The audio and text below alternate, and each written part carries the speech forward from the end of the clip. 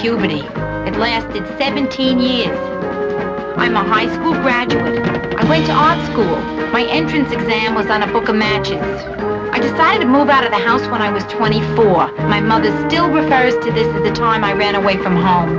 Eventually, I ran to Minneapolis, where it's cold, and I figured I'd keep better. Now I'm back in Manhattan. New York, this is your last chance.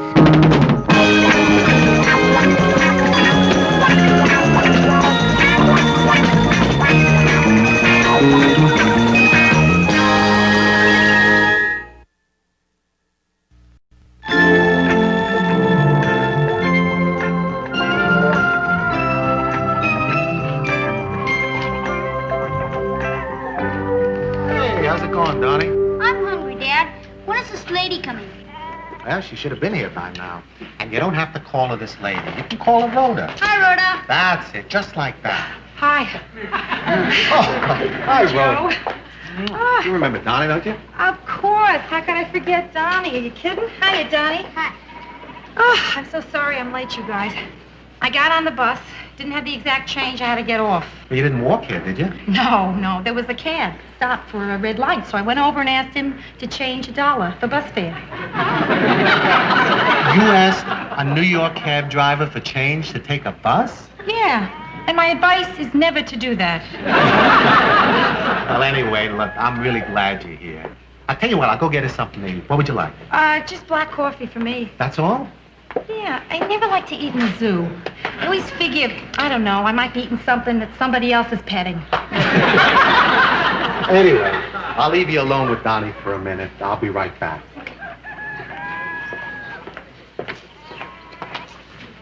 Well, so Donnie, how's school? I don't believe I asked that question. That's so dumb, asking a kid how he likes school. And everybody you ever meet asks you that, right? Uh-huh. Then they usually say how big I'm getting. I used to get that, too. Until last year, in fact. Okay, black coffee. Oh, thanks, Joe. Donnie?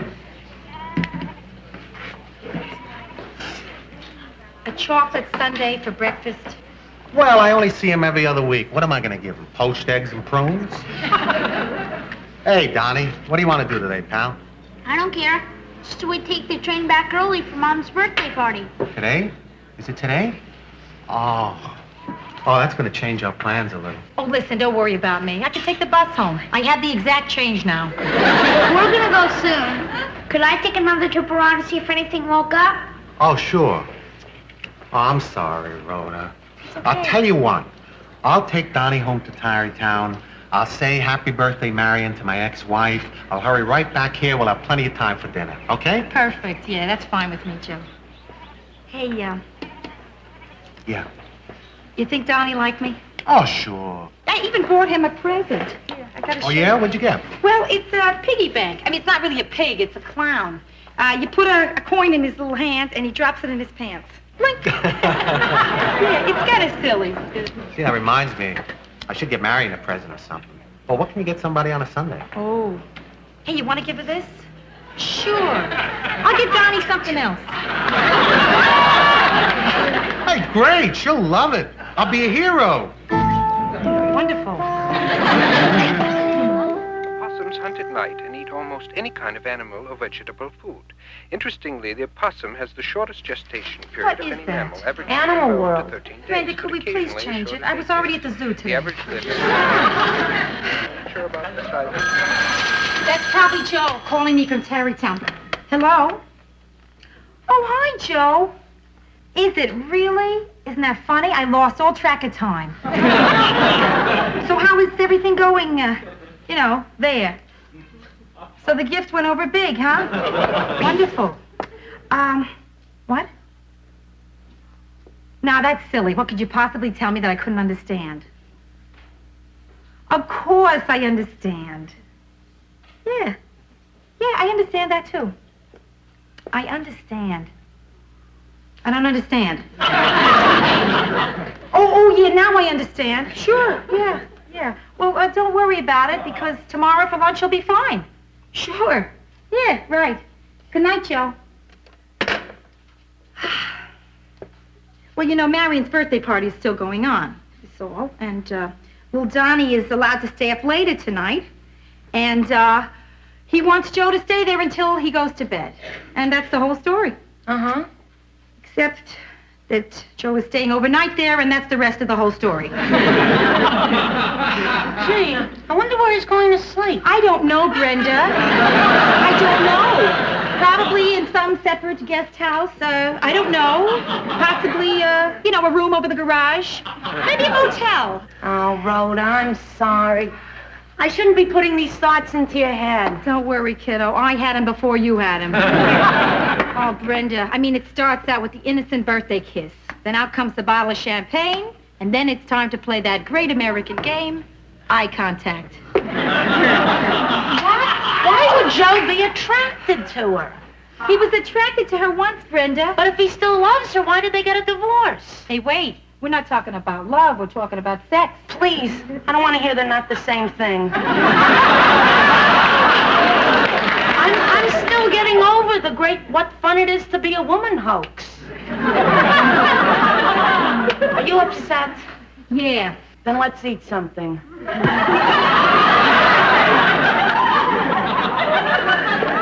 You know, I wish I could stop thinking about what's going on in Tarrytown. But I can hear the whole dialogue in my head. They're sitting there in the living room, right? Comfortable, on the couch, looking into each other's eyes. He, think I better get back. She, you sure you don't want to stay over?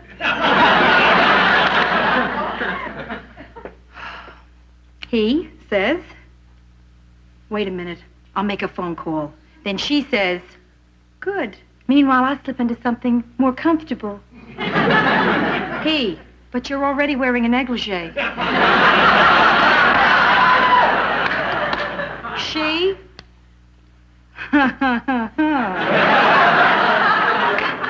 Boy, she has a mean laugh.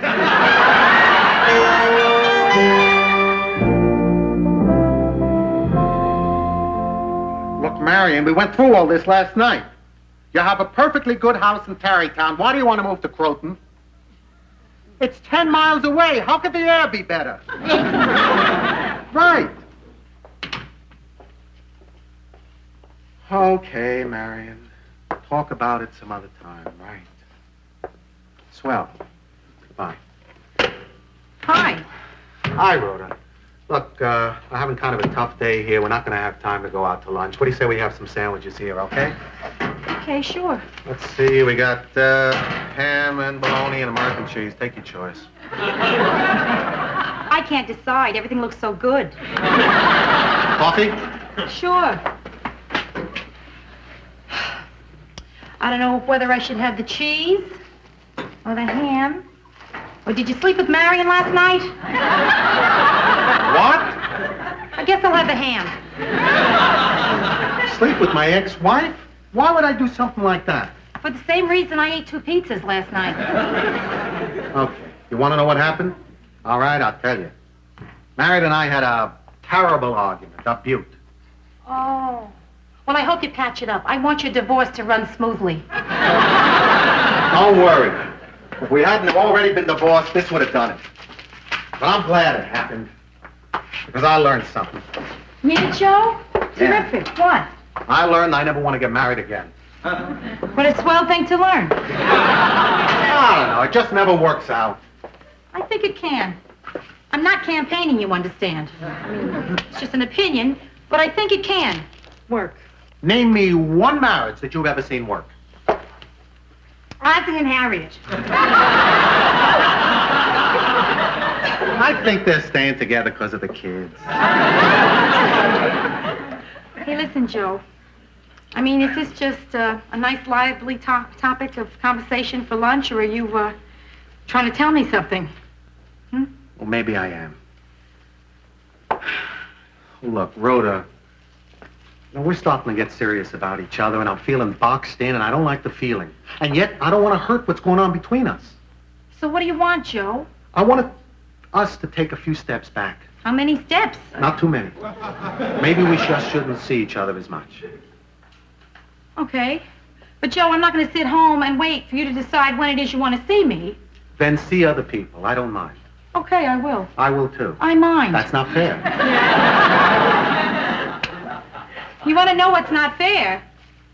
Joe, you're afraid to care about somebody. You bet. That's why I think that we both should, well, take a breather for a while. Kind of hang loose. You know. Oh, do I know? I've been hanging loose all my life. Yeah, sure. Yeah, New York City is a great big loose town. And there's lots of loose people hanging in it. So why tie yourself down to one person, right? Especially when you can't think of one happy marriage. Yeah. Princess Grace, Prince Rainier, Roy Rogers, Dale Evans, Sophia Loren, Carlo Ponti, Will and Ariel Durant, my mom and dad, Masters and Johnson.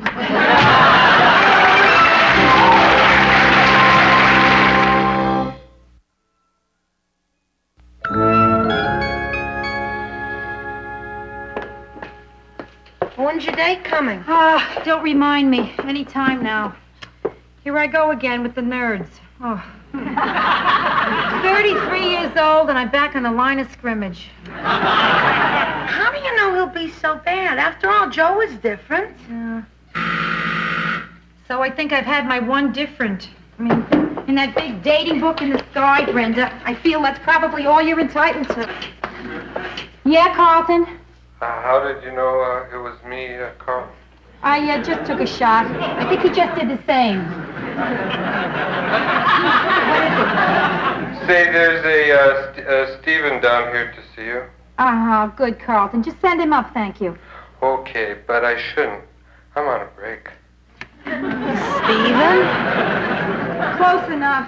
Kirk Stevens, an actor I met today on an unemployment line where I was hanging loose. Oh, an actor. Yeah. Hey, what's he like? What can I tell you? He wears jeans with nail heads on them. Sort of an old youth. He doesn't sound like your type. Brenda, not my type is exactly what I want. I mean, it doesn't make much sense to go with a guy that you really care for who's not serious about you, right? I mean, I want somebody that's just casual about me, so I can be casual about him.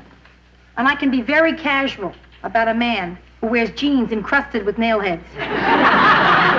Gee, you know, you've got all these different kinds of relationships. Well, don't you? No, just one. I take an instant liking to anybody who asks me out. Cute. Hi.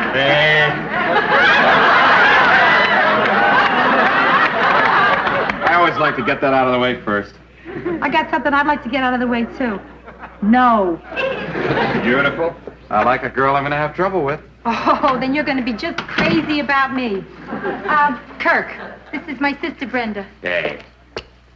You're an actor, huh? What have you been in? Mostly I do TV commercials. I don't ever remember seeing you. What was your last one? Well, you wouldn't have recognized me. I was about that big, and my face was all black, and I was coming up out of a drain pipe. You're Mr. Grime. Hey, Rhoda, this is Mr. Grime. No kidding. That's the first time I ever found that out before a date. I don't want to rap about my commercials all night. What do you do? I work in a bank. Yeah, I did a commercial for a bank once. They just used part of me. Oh, which part?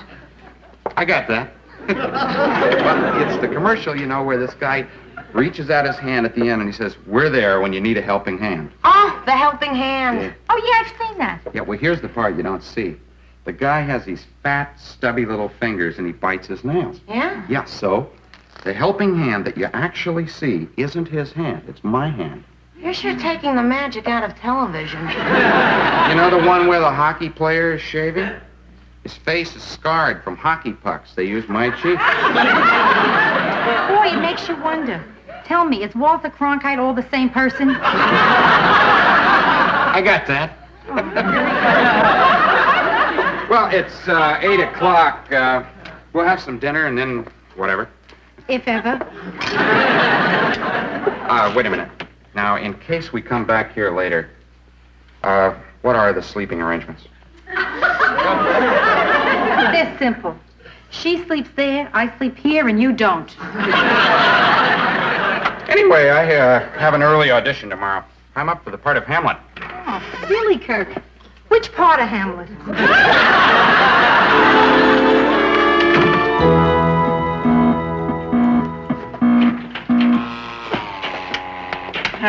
Now, you beat me again. Looks like it. Are you sure you never played Pong before? No, never. Just the last 3 hours with you. Listen, maybe we should call it a night, huh, Kirk? Please? You know, I got this feeling, and I've never had this feeling before when I've been out with a girl, that maybe I'm not enjoying the evening. Rhoda, I'll be very honest with you. I got this macho thing where I can't stand to have a girl beat me at anything. Oh, I'm sorry. I have this cute little girl thing that delights in killing you at that game. Hey, come on, baby, one more time. Kirk, you can't possibly catch up. I'm too far ahead of you. Yeah, I know, but I gotta win one game. As soon as I do, we'll quit. We'll go to my apartment, okay? Oh? But don't let me win on account of that. Don't worry. Change, I'm gonna need another $20 worth of quarters.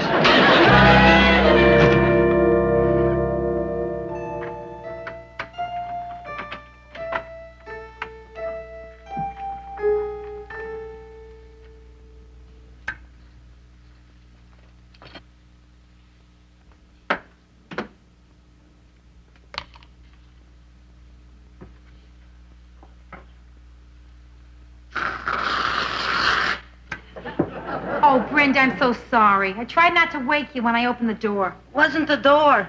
The sound of whipped cream always wakes me up. How was your date? Well, the high point was the amusement center on Broadway. And the low point was when he asked me back to his apartment to spend the night. When I said no, he gave me 12 quarters and put me in a cab. Well, what do you expect from someone who comes up out of a drain pipe?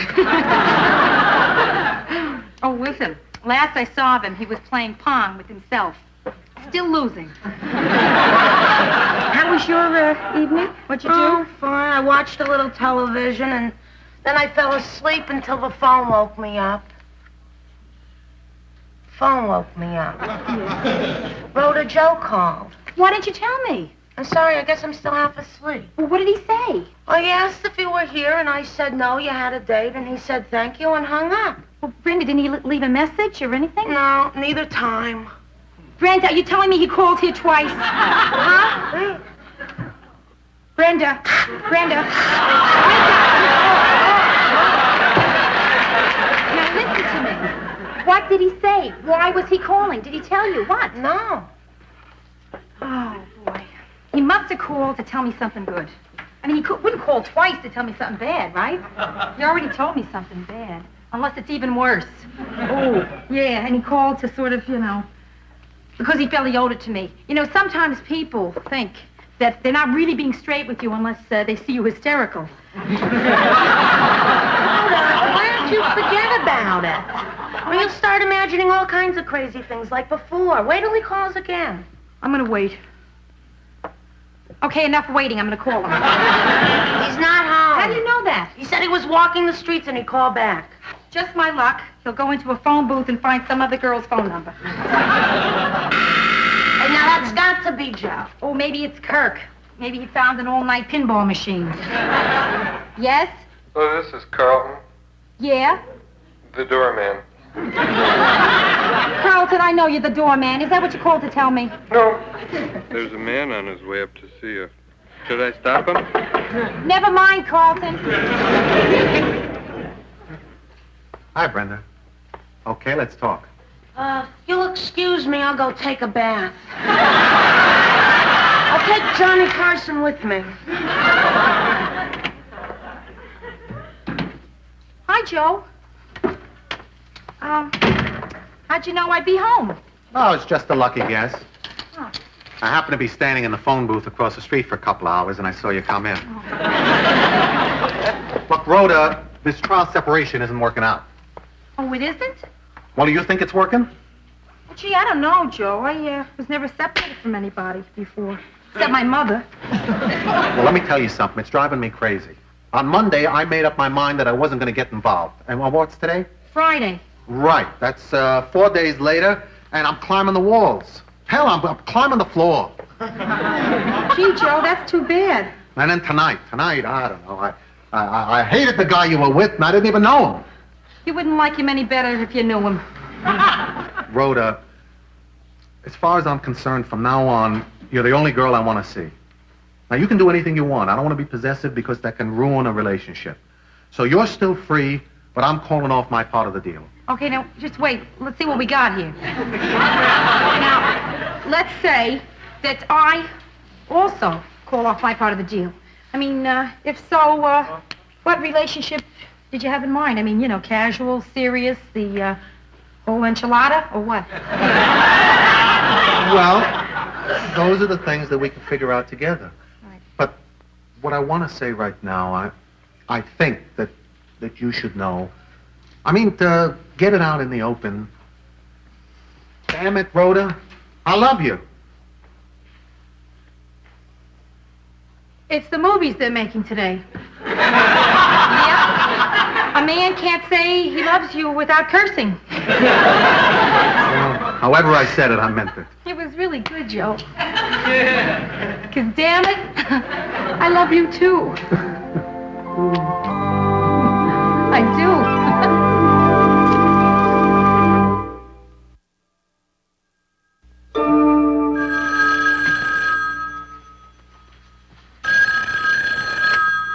Hello? Hey, Joe, you just left. Wait, what?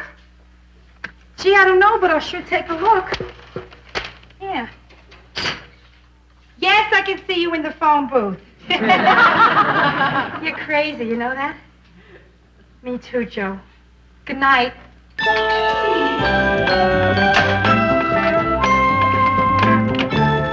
Gee, Ro, bet you feel a lot better now, huh? Oh, Brett, you were listening. You were supposed to be watching Johnny Come.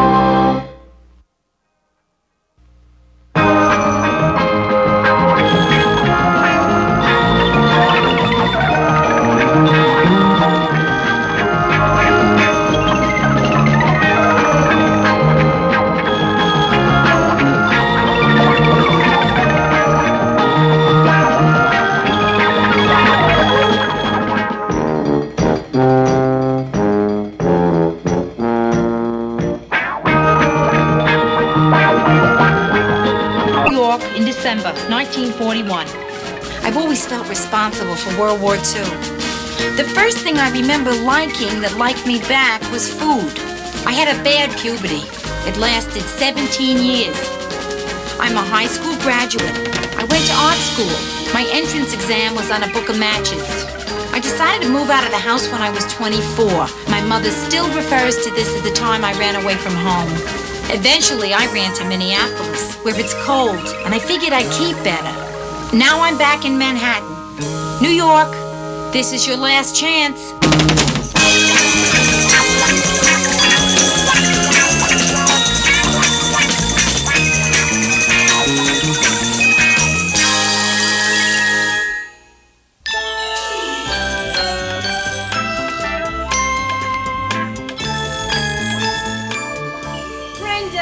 Have you seen my pants purse? What? Huh? Oh, never mind. I just found it. Oh, hey, great purse. They're really in now. Yeah, I made it myself, kid. Yeah. Out of an old pair of jeans. Yeah, first time in my life I have a purse big enough to hold all my junk, including my hips. Hey, maybe I'll make something out of a pair of my pants. A jeans bedspread. Oh, no. Yeah? That's no way to talk to your mother. Oh. Ma, is that you? Yes, I was just downtown shopping and I happened to pass by your lobby and I thought I'd say hello. Hello? Hello. Is Rhoda there? Yes, she is. Put her on. I'd like to talk to her. Hello, Ma. Listen, Rhoda, while I was shopping, I found pantyhose on sale, so I got you a couple of dozen pair. A couple of dozen pair. The Rockettes don't use that much. Ma, they'll last me 3 years. No, they won't. They're seconds. But all the floors are where no one will see them, God willing. Hey, Ma, you know what we're doing? Yeah, having a nice little chat. Yeah, but this isn't a telephone. You see, you're only 2 flights away. Come on up, we'll talk in person. Well, maybe just for a cup of tea. Gee, I think we're out of tea. I brought some. I'll be right up. Hey, wait a minute. What's Ma doing here at 7:30 at night? She's coming here to meet Joe? How is it she knows I have a date with Joe tonight, Brenda? Brenda, you didn't. Oh, Ro, I had to tell her. She kept shoving donuts down my throat until I talked. You squealed on me for a couple of donuts? They were jelly donuts. Oh, okay, I understand. Yeah. Listen, no harm done. Because I'm not meeting Joe here. I'm meeting him at Shea Stadium. Oh, no, Ma's gonna kill me. You know how she's been trying to meet Joe, even get a glimpse of him? Do I know? Every time I walk out of here, I check the rooftops. Hello, my darling. How are you? Well, I've had this splitting headache all day and a little touch of neuralgia and this kind of tingly sensation in my legs. So you're feeling good? I can't complain. So, where's, what's his name? Joe? Yeah, that's right. It's hard to remember a name without a face to go with it. You'll meet him, Ma. You'll meet him. Oh, good. What time's he picking you up? He's not. He's waiting for me at the game. I thought you said I said that she had a date. I didn't say that he was picking her up here. Hey, you're rubbing too hard. I'm gonna end up looking like Kojak. I don't know. Whatever happened to guys who used to pick girls up? Well, they're still around. They're called married men. It's funny, but I know all the boys that Brenda dates. They're all second cousins. Listen, Ma, please believe me. When the time is right, you'll meet Joe. But if I don't get to the stadium on time, he goes in without me. Really. Last time I was late for a game, I spent the entire game in the Lost and Found. With 3 Japanese tourists and an umbrella. Okay. But listen, answer me one question. Sure. What are you putting all those cosmetics in your pants for? This, Ma, it's a purse. It's the latest thing. It's a purse made out of jeans. Hey, that's very cute. I think I'll get one. You didn't happen to notice if it comes in black patent leather, did you? I'm sure it does, Ma. Listen, I'm sorry to cut our little visit short, but I gotta go. That's okay. I'll go with you. Yeah, fine. I'll see you. I'll bet they're secretly married.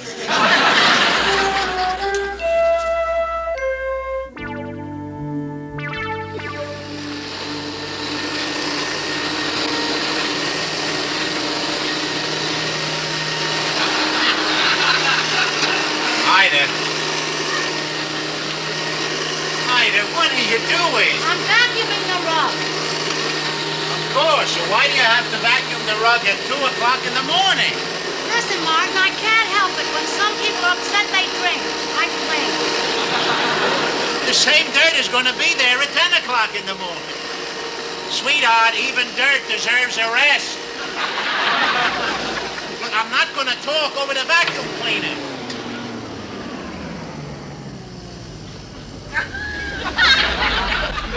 All right, now what's wrong? It's Rhoda. I mean, why won't you let me see Joe? Why is she hiding him from me? Maybe she's afraid you'll clean him. Martin, there's a time for fun and a time for serious. Honey, 2 o'clock in the morning is a time for sleeping.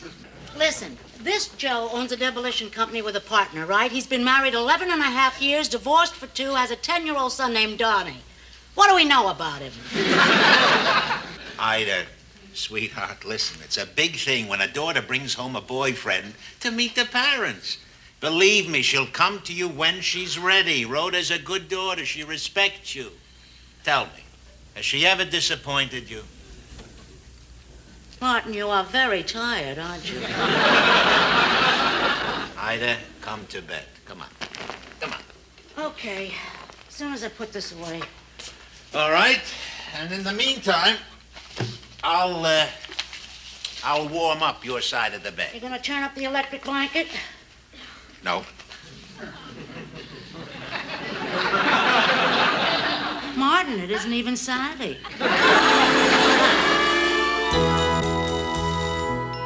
Hey, nobody can knock down a 12-story building for that figure. But I don't care what the Leopold brothers' estimate is. As much as I respect Tony Leopold, it can't be done. Tony Leopold said what about me? Why, that stupid animal. Hey, that bit is the best we can do. You take it or leave it. You're damn right I'm mad. Hiya, babe. I think I missed something here. The part where they threw cold water on you. Hey, listen, I gotta go to the Bronx. Why don't you come along and we'll grab some lunch, huh? Yeah, that sounds good. But why the Bronx? I got a lady. She wants an estimate on knocking down a building. Oh, yeah, where in the Bronx? Grand Concourse. Oh, no kidding. My folks live on the old GC. What number? 3517.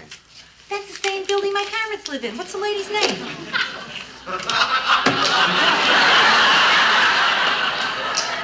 Nessel. Ida Nessel. I see it.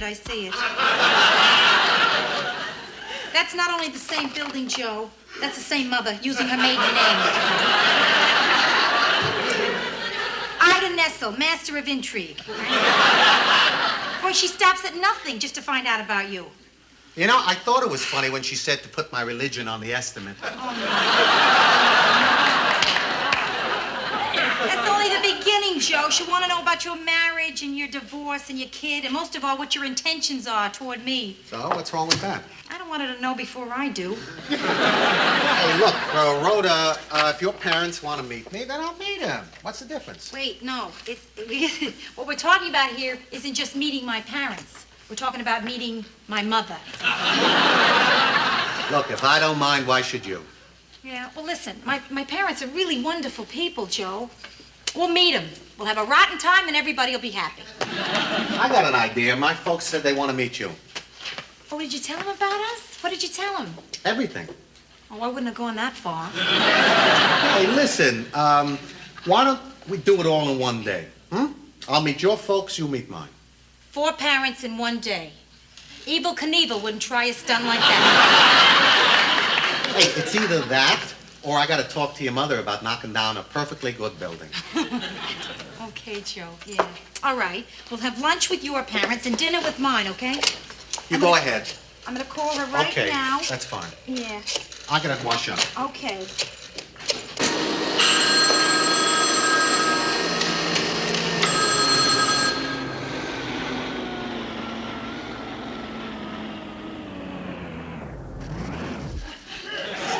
Hello? Hello, Ida Nessel? Who is this?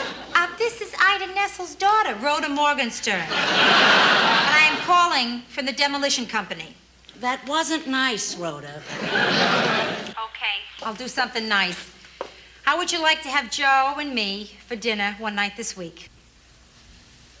I think I could squeeze you in. Well, that would be fine, Ma. What night's good for you? Monday through Sunday. How about Saturday? Hey, Joe! How's Saturday for you? Fine. Say he sounds real nice. Now, Ma, listen to me. We're only coming on one condition. That you don't make a fuss. Rhoda, when do I ever make a fuss? Please. What about the time I brought Danny Brownell home? You had $15 worth of cold cuts and a cake that said, "Welcome, Danny." Remember? And he just came to do homework. So, Ma, please, I'm begging you here. Please, don't make a fuss. I give you my word. A mother's word. Okay.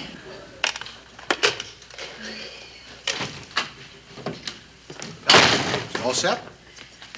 Yeah, I'm afraid so. I think it's going to be a luau. A kosher luau.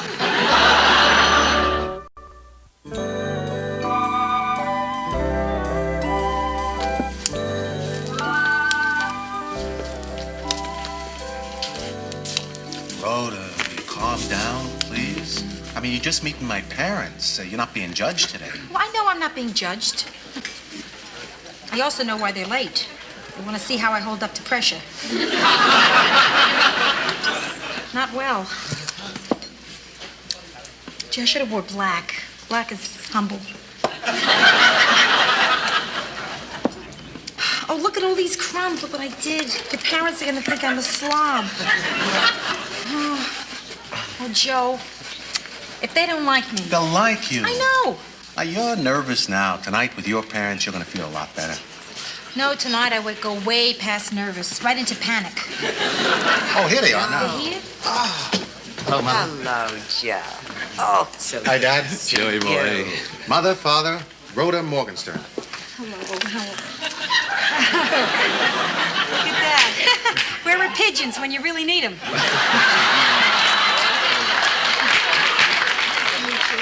Really a pleasure. It's nice to meet you. Oh, it's so good at last. It's terrific to meet you. It's terrific to meet both. Oh, I met you. So silly.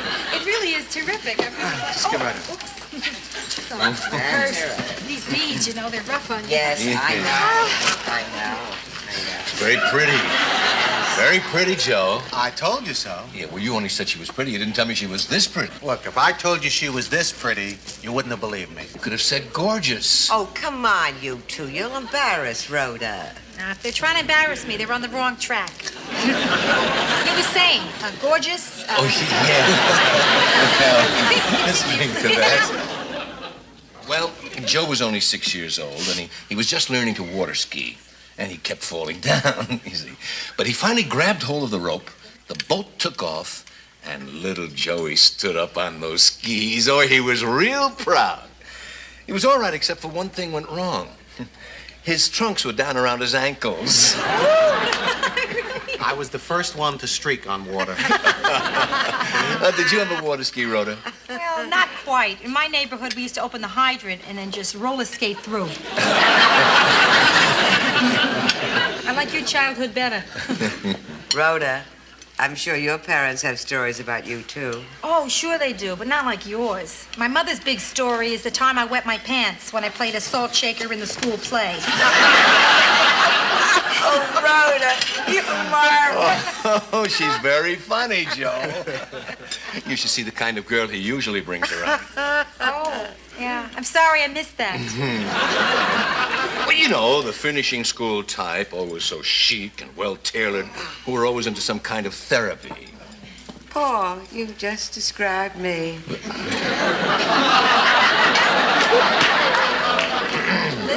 I think you sounded great. As a matter of fact, there's something I want to tell both of you. I'm really worried about this meeting, but I am having the greatest time. Well, so are we. Yeah. I mean, this is the first meal I ever had with parents where I wasn't told to finish my vegetables. Everything all right, Mr. Gerard? Oh, just great, Maurice. Thanks. I still say you serve the best seafood in town. Is something wrong with the vegetables? No. I'm going to finish them. Is he the owner? Yes, why? Wow. I mean, the closest I ever came to knowing the owner of a restaurant was this manager of a Jack in the Box. He kept saying if I go to his apartment with him, he'd tell me what was in the secret sauce. Jack in the Box? Is that a new discotheque? Is that a new discotheque? Oh, honey, you're incredible. It's so wonderful to see a couple enjoy one another as much as you two do. Really, Mr. Gerard. Mrs. Gerard. Oh, McGinnis. Pardon? Well, my name is McGinnis, not Gerard. Oh, but I don't... What? Paul and I have been divorced for 12 years. 12 wonderful years.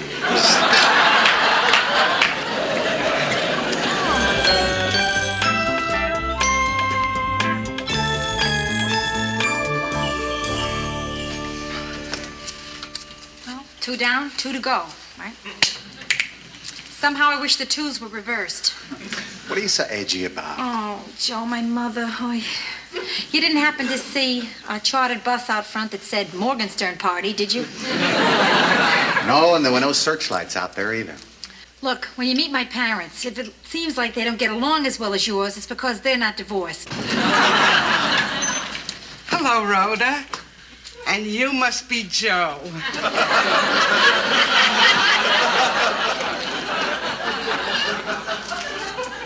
It's gonna be a long night. I never saw her before in my life.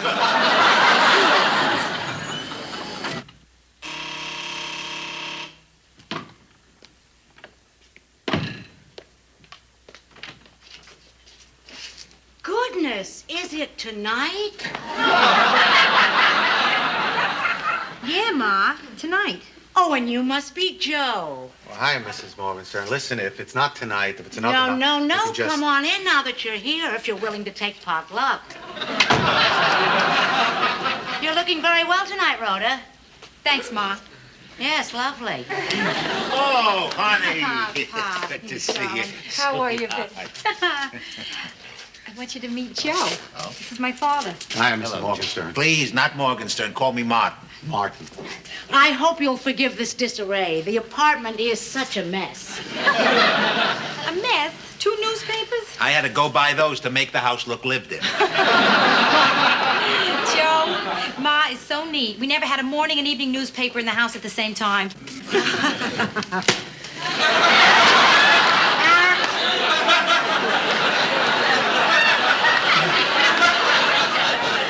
Attractive place you have here. Oh, thank you. Thank you very much. Something's different, Ma. What is it? No, there's nothing different, Rhoda. Nothing. Yeah, something's No, different. nothing. Well, I see no that- thing, Rhoda. Nothing. Something is definitely different, Ma. Now, I just can't...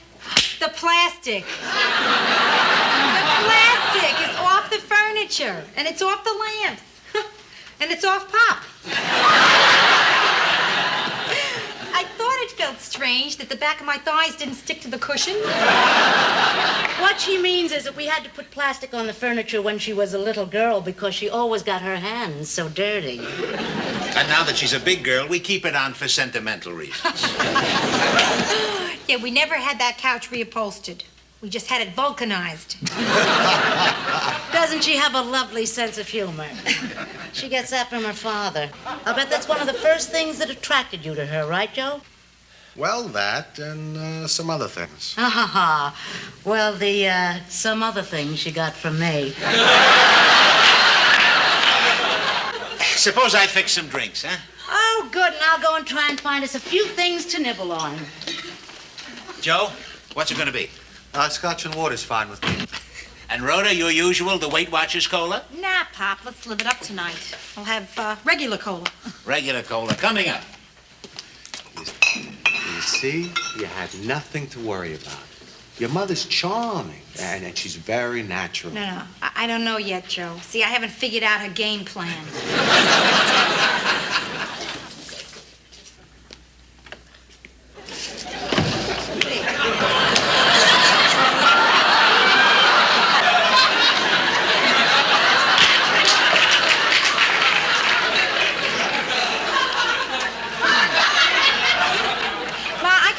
The dress. I can understand the hors d'oeuvres.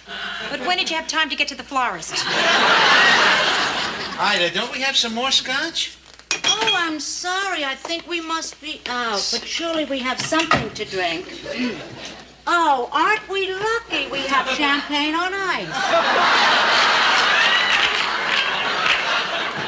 Martin, will you do the honors?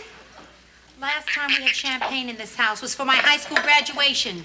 That was left over. Oh, I see. Then that explains the corsage. Martin, I think we ought to have a little toast. What toast? That's not necessary. Ida, let's keep it simple. We don't need a toast. Martin, this is a special occasion. Ma, don't make a big deal. It is a big deal. It's the first time Joe has been here, and I think we ought to have a very special toast. Ida. Martin. All right. Here's to permanent peace in the Middle East.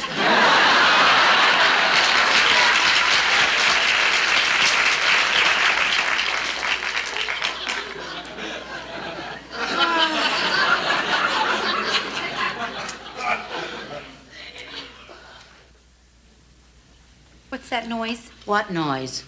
That quiet. I never heard it before in this house. Maybe it's because the plastic's not crackling anymore. No, Pop, it's not just that. It's Ma. She's not talking.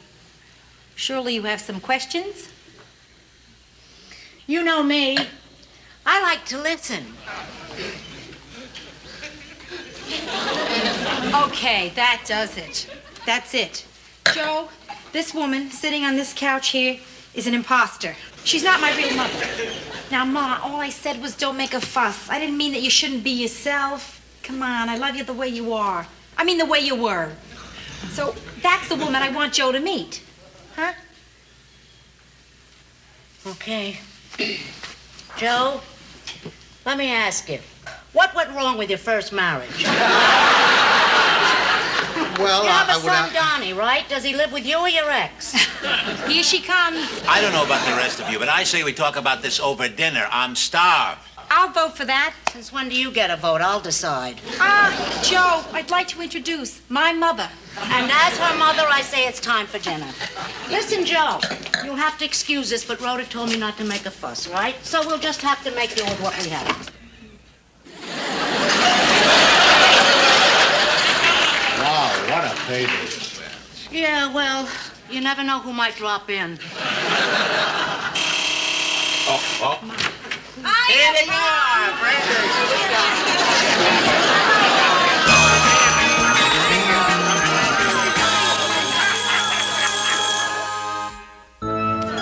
Nice to see you.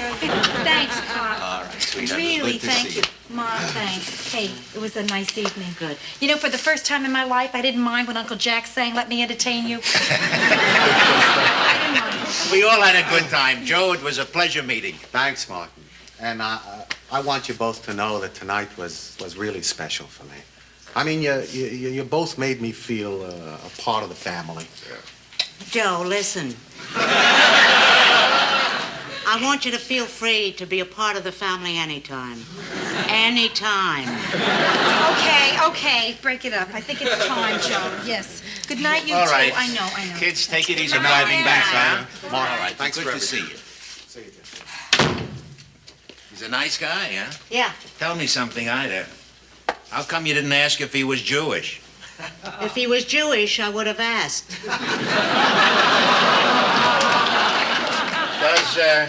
Does that upset you? Yeah, a little. But I'll be all right in a minute.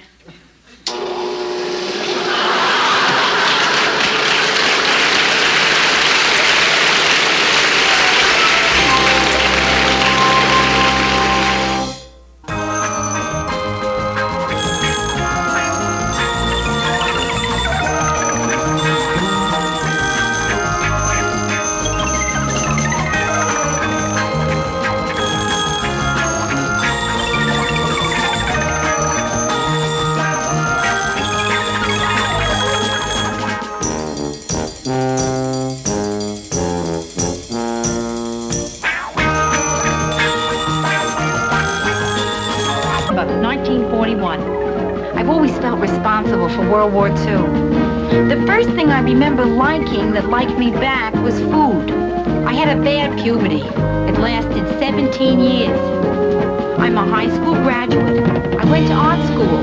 My entrance exam was on a book of matches. I decided to move out of the house when I was 24. My mother still refers to this as the time I ran away from home. Eventually, I ran to Minneapolis, where it's cold, and I figured I'd keep better. Now I'm back in Manhattan. New York, this is your last chance.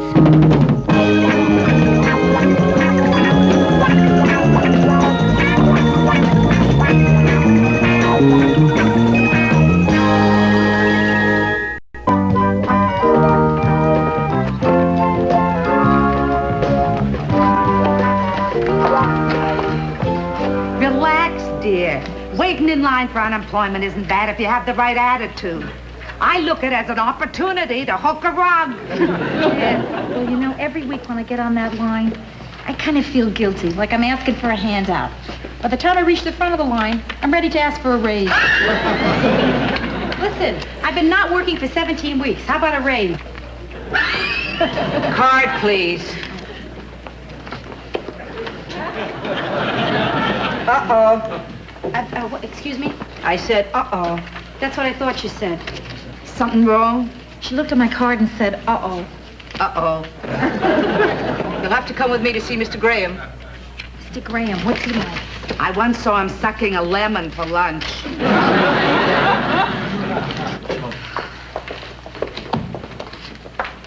Mr. Graham, you want to see me? No, I have to see you. According to our information, you turned down a job as a window dresser last week. Why? The manager of the auto parts store grabbed me in the window. Really? Really? And if you don't believe me, I'll show you the grease stains on the back of my dress. I wish I could find you a job in a safe neighborhood where everybody has clean hands. I wish I could find you a job where you could come home a better person than you were when you left in the morning. I can't do that. I can, however, cut off your cash. You wouldn't do that. I just did. But please, feel free to check the bulletin boards on your way out. I've checked your bulletin boards. I'm not a key punch operator, nor am I a cocktail waitress. And those executive trainee jobs, they're for losers. Miss Morgenstern, 9 years ago, I was an executive trainee. And today, I have my own desk. Congratulations. I hope in another 9 years you have your own walls.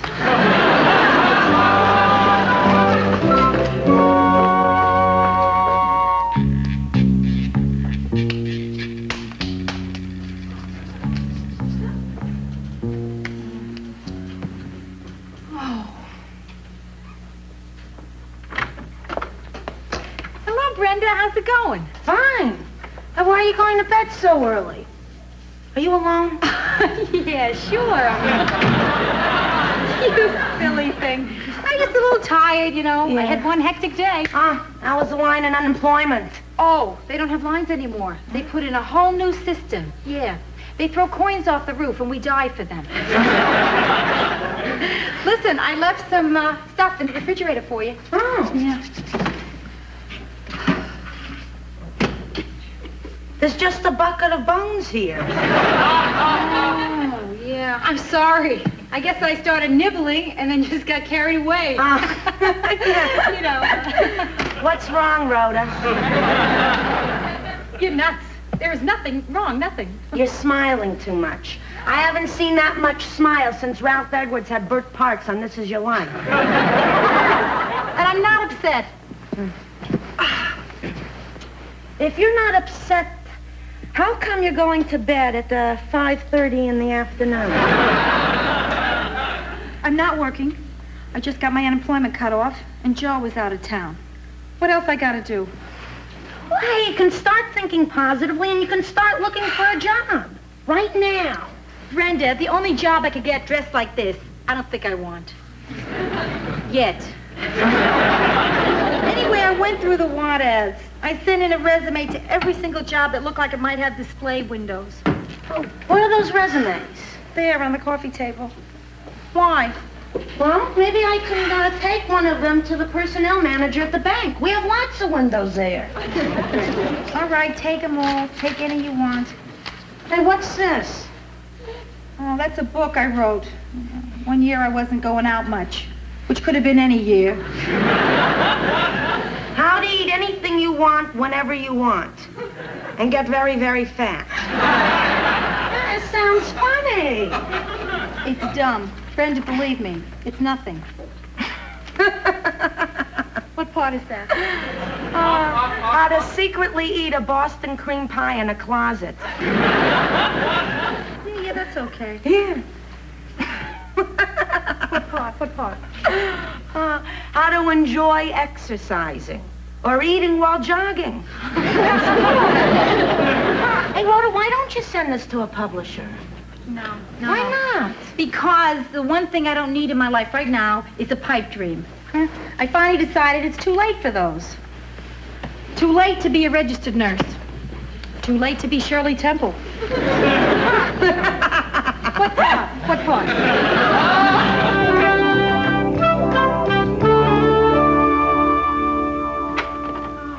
Anything for me? Not unless you want some of my rejection letters. More, huh? Yeah. Brenda, I don't mind being turned down by Tiffany's, but Tie City...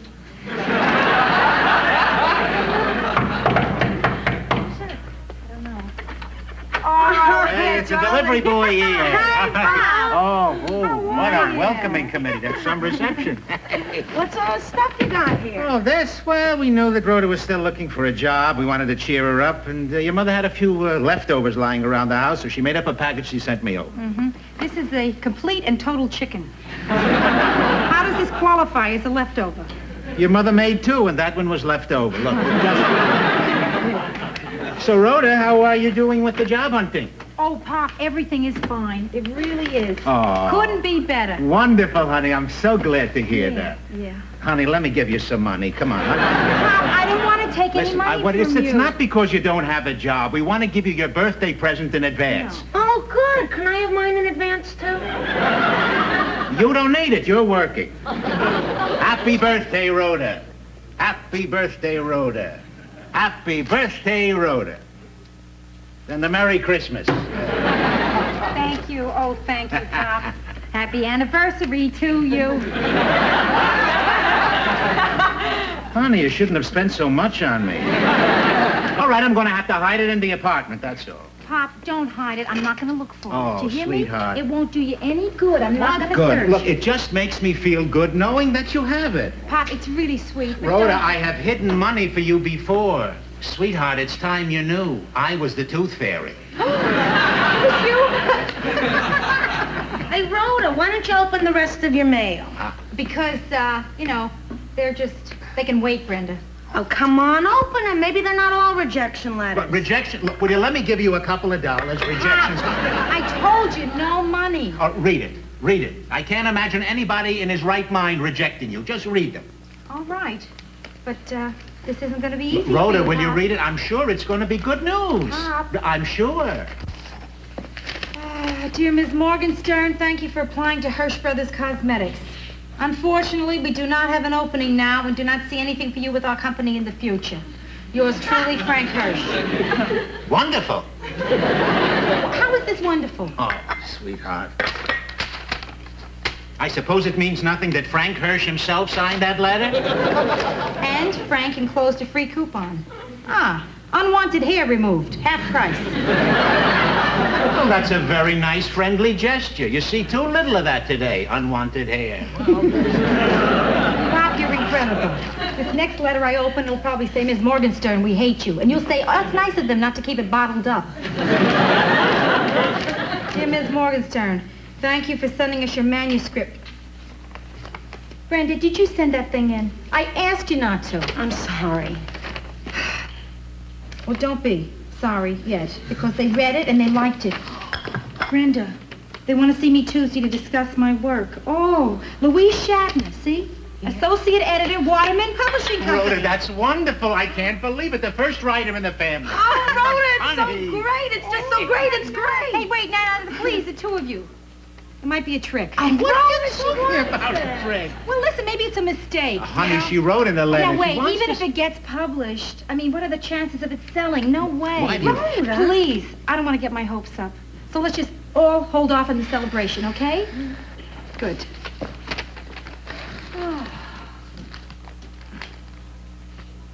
What's the matter with you guys? I just sold a book.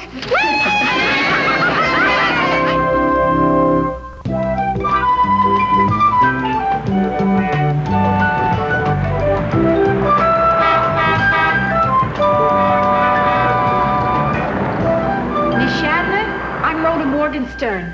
Please sit down. Oh, sure. Thank you. I just want you to know that I thought your book was wonderful, really wonderful. It was so funny. It's terrific. Oh, I'm really pleased that you wanted me to know that. Well, I really liked it very much, but unfortunately... Uh-oh, here comes the unwanted hair. What? Nothing. Unfortunately, we can't buy your book because we published one like it last year. Well, I knew it was a mistake, and I'm sorry to have bothered you. No harm done. I'm just going to go. No. I really do have this wild, crazy idea for a job for you. Tell me what you think. I think I want to hear it. What do you think? Hello. Oh, Mike, how are you? No, when? Well, now, why didn't somebody tell me this before? Well, of course I'll do everything that I can to be there. Is it Callahan's? It is at 1 o'clock.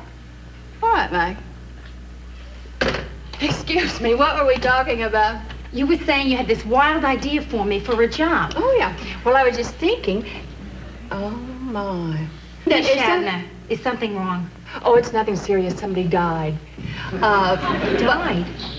I'm so sorry. Was it a relative? Oh, no, a writer called Frank Prescott. Did you ever hear of him? Frank Prescott, sure. Yeah. He wrote great dirty books. You know, you'd be very good to have around. Thank you. Gee, you know, I really would like to talk to you about this job. Terrific. But I've got a funeral. Oh. Would you like to go to a funeral? Sure, you bet. Thanks. Oh, that's just great. I hate to go to funerals alone. We can talk on the way. That's wonderful. Oh, wait. Maybe I should go home and change out of this red dress. Oh, no, you didn't know Frank. He'd have loved it.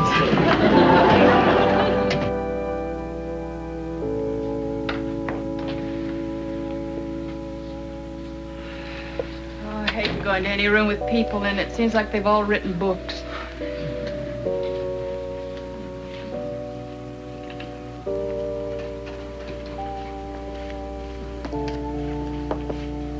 Oh, hi, Louise. Sad, isn't it? Oh, it's terrible. Mike, this is Rhoda Morgenstern, Mike Brock, agent of the deceased. Oh, I'm so sorry. Yes, isn't it awful? Poor man, he won't even see his last book published. Oh, here it is, by the way. You understand there won't be a rewrite. It's a big one. He did a lot of research on this one. I think that's what killed him.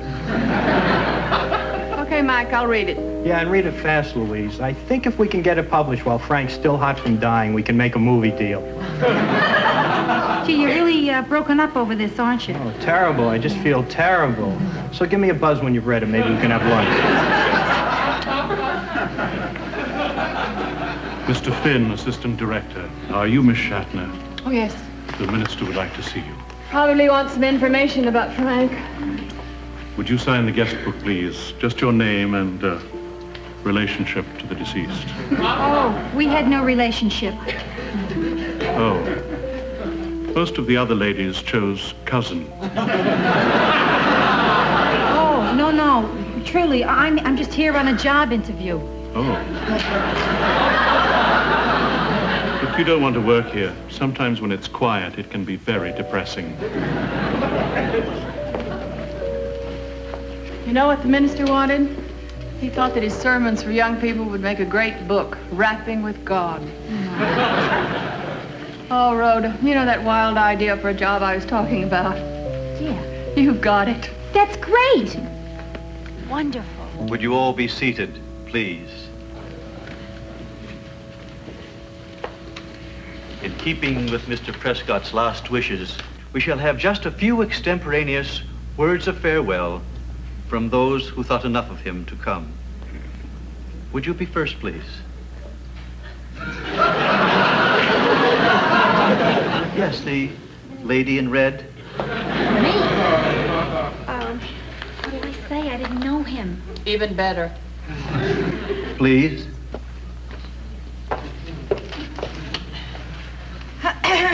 Oh, excuse me. Well, I never knew Frank Prescott. Honest. However, when I was growing up, I did read all his books. What my father wouldn't tell me, what my mother wouldn't tell me, I learned from Frank Prescott. And those lessons about life and love were stored away by a young girl for future use. So I want to thank Frank Prescott, even though most of what I learned is still in storage. Honest. Really. Nice meeting you. Listen, I gotta get back to work. I'll talk to you later. Bye. Rhoda, I want to talk to you. Good. I hate to burden you with my problems, but... Oh, no. Louise, that's okay. I was looking for something to do around here. So I really want to help. Burden me, please. I've just been fired. Fired? Yes. That's terrible. Why did they fire you? Well, Frank Prescott was my only successful author, and when he went, I went too. Gee, I'm going to miss you around here. I can't imagine it without you. Really, I mean, I don't know that I want to work with someone else. Rhoda, you don't understand. You're fired, too. Oh, Oh, no. Why? What did I do? You hooked up with me. You mean we were a team? A losing team. Gee, Louise. Don't you feel we should be sitting in some hotel ballroom, wearing straw hats, listening to a Dixieland band play We Ain't Down Yet? It's really been nice working with you for the last 2.5 hours. Maybe someday we could get to know one another. Perhaps, yeah, I hope. Listen, I'm still working for you right now, so as my last official act, let me clean out your desk. Good, thank you very much. You know, as long as I've been fired, I think I'll just go upstairs and tell a few people what I think of him, and I think I'll start with the boss.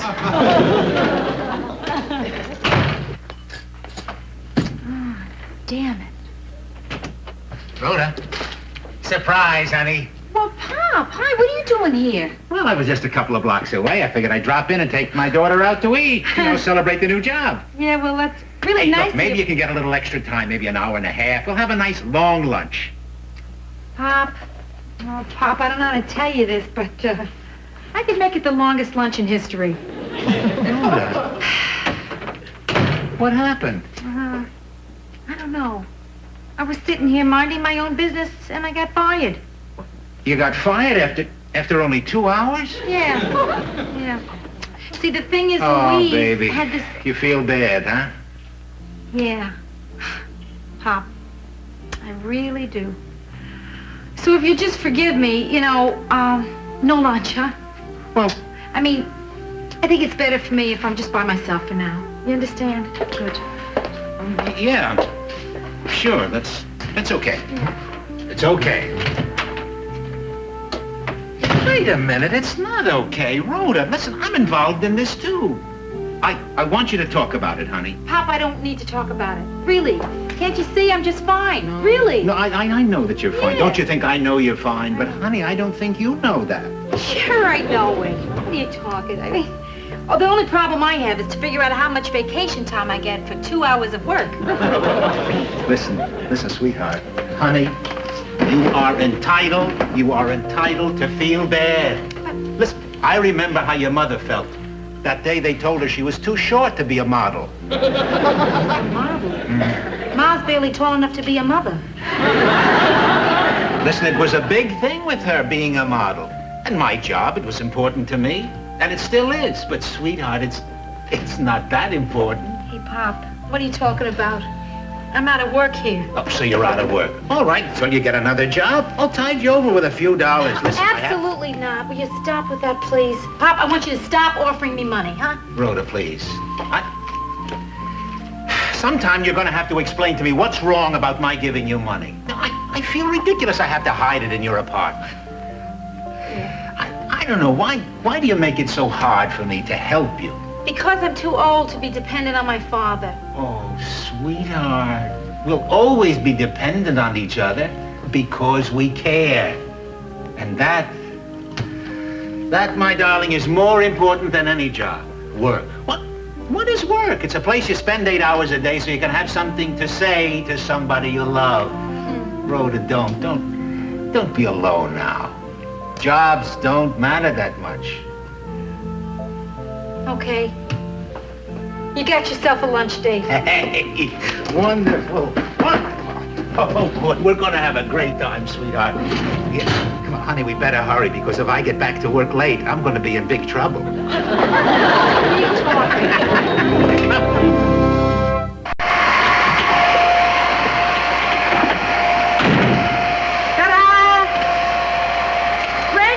You're just gonna sit there drying your hair? This is a 1,000 water.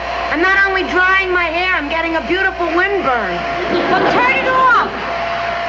Because you're looking at someone who just got a whole bunch of jobs. What? Yeah, I went to a lot of small stores, and I asked them if they needed a window dresser once a month. Yeah, and you got customers? I sure did. The House of Sweets, Chino's liquor store. Oh, and a strange little men's shop on 3rd Avenue called Briefs Galore. Hey, hey, hey! Yeah. And there's a bonus. It took me a whole lunch hour, but I finally convinced Pop to stop giving me money.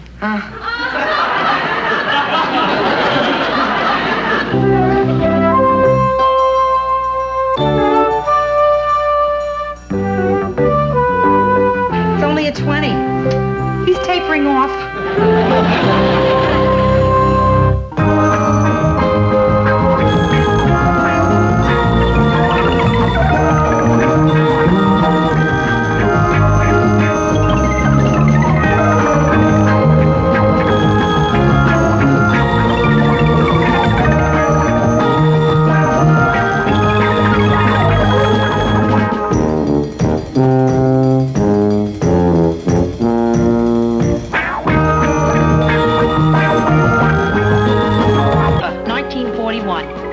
I've always felt responsible for World War II. The first thing I remember liking that liked me back was food. I had a bad puberty. It lasted 17 years. I'm a high school graduate. I went to art school. My entrance exam was on a book of matches. I decided to move out of the house when I was 24. My mother still refers to this as the time I ran away from home. Eventually, I ran to Minneapolis, where it's cold, and I figured I'd keep better. Now I'm back in Manhattan. New York, this is your last chance.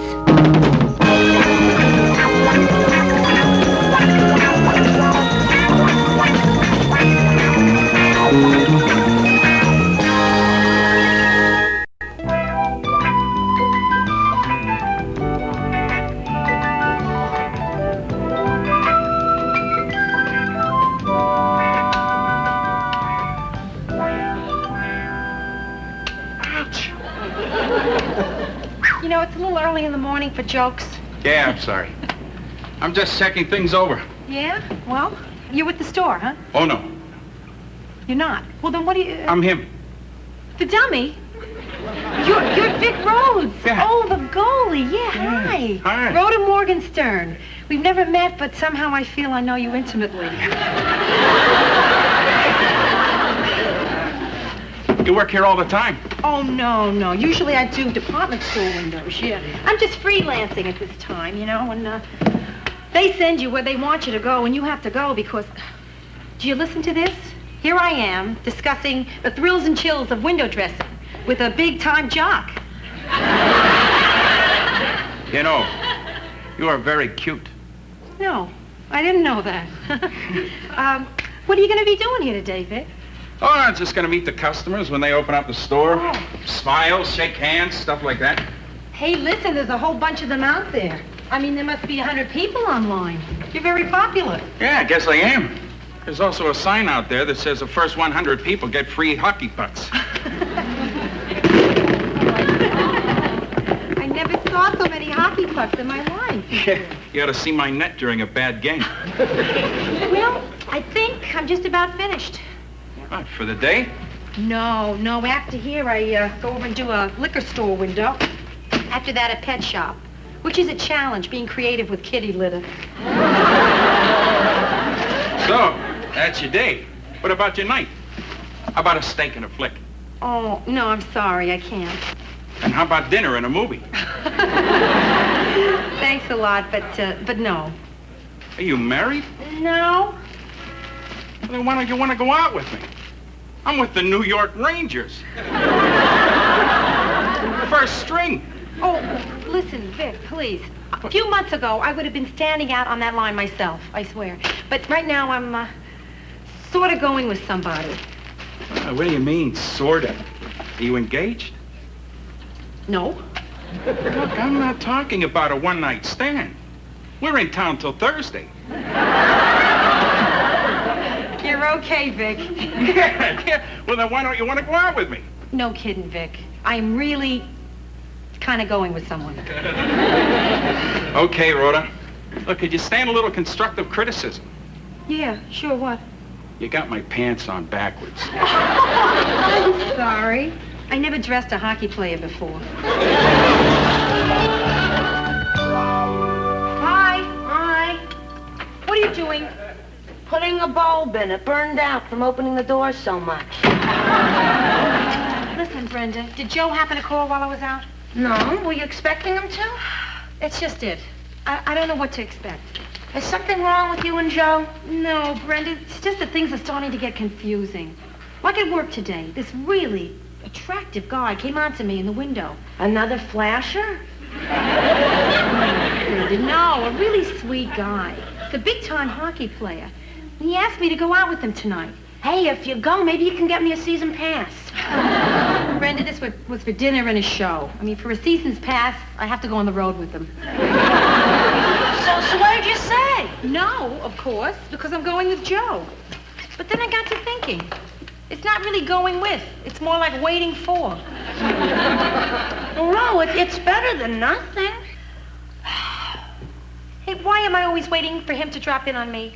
Why can't I drop in on him? Yeah, I was thinking of dropping in on some guy the other night. Why didn't you? I didn't know anybody. Well,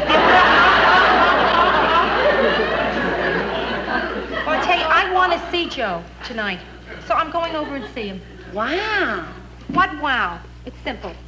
And if I want to know where I stand with him, I'll just ask him where I stand. It's that simple, Brenda.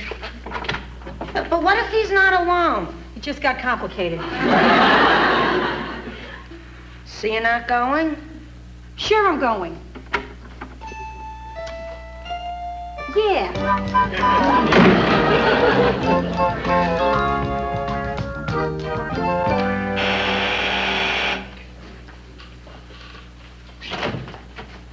Rhoda. Hi, Joe.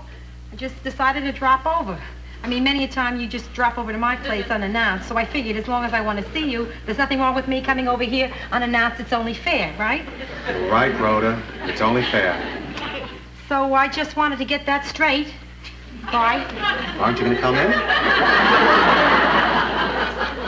I really don't think I should drop in like this. You've already dropped, so come on in. You sure it's okay? Oh, sure. Oh, you're crazy. Oh, what? You thought that I might have had another woman in here, didn't you? No. Yeah, I did. Yeah. It is funny, my thinking that, right? Oh, yeah. No, listen, I just got to wondering. What is it you do here, alone, by yourself? Well, for instance, tonight I'm counting underwear. I think we know each other well enough. How many you got? Hey, Joe, I came over tonight because I want to talk about us. Hey, wait a minute. We still love each other. Everything's still the same, isn't it? Sure. Just a spot check, that's all. Okay. Well, listen, I wanted to drop... I didn't really drop by. I was just saying I was dropping in because Just a minute. You want to be private? No, I got no secrets. Hello? Yeah. Who's this? Who? You mean of the New York Rangers? Hey, it's great to get a call from you, Vic, but you must have the wrong number because... Yes, she is. Just a minute. It's for you. Yeah. You want to be private? No, I got no secrets. Anymore. Joe, hello? Yeah, of course I remember you. Yeah, finally got your pants on right. Easy explanation. Yeah, Vic. Oh, tell me, how did you get this number? Oh, she did. Brenda. Yeah. Well, what emergency did you tell her it was? Hey, Vic, thinking about me while you're in the shower is not an emergency. Hey, listen, like I told you today at the store, I am really going with somebody. And I wish you wouldn't call again, huh? Because this is the best relationship I've ever had in my life. Okay, goodbye. Joe, I don't understand our relationship. Now, just where do we stand? You know where we stand. I love you, you love me. So what are we gonna do? Just keep on loving each other? Hey, don't say just. Okay, what are we gonna do? Keep on loving each other? I need the just. Rhoda, what do you really want, huh? I really want to feel that our relationship is something solid, you know? I mean, I want to know what's going on with us, for sure, without having to guess. Don't you think I feel the same thing? Do you? Oh, sure. Look, honey, we both love each other, so let's do something about it, right? Right. What? Rhoda, let's live together.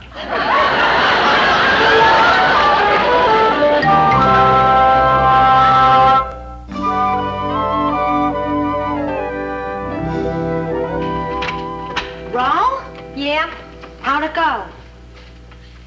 Rhoda, something happened. Tell me. Well, Joe popped the question. Hey, hey, hey! Hold it. The question he popped was, will you live with me? Huh? Hey, hey! At least that's something solid. Yeah, but I didn't say yes or no. I'm so hungry. Uh-oh. Rhoda, look what you're doing. You're gonna eat instead of facing up to a decision. And you always tell me that's wrong.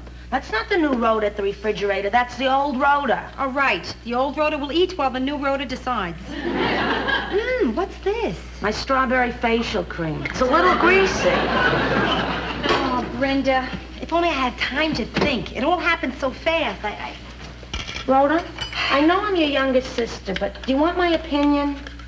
Tell me what it is first. Well, I think that you really want to do it, but something in your 1950s type background is stopping you. Right. I can't just start packing and forget every Doris Day movie I ever saw.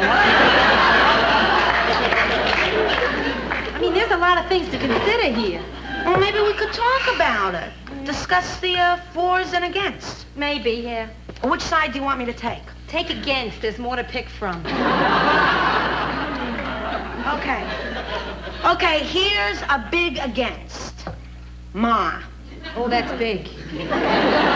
Brenda, do you believe it? I never even thought about Ma. Yes, you did, but you're repressing it. You know, I really wish you didn't have a friend in analysis. I can't think of any more against. The against are rotten. Let's hear some for the fors. Okay.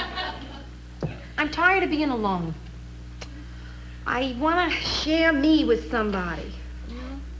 I finally found a man I can love who loves me back. And I don't want to be with him just part-time. I want to be with him every single day, including mornings and weekends. So what's wrong with living with him? Huh? I mean, this isn't the 19th century. This is the space age. And I want to share his space. All right, you're going to do it. Yeah, I'm going to do it. And I can fix it so that Ma never finds out. It's ridiculous. I'm going to tell Ma. You think I want that hanging over my head?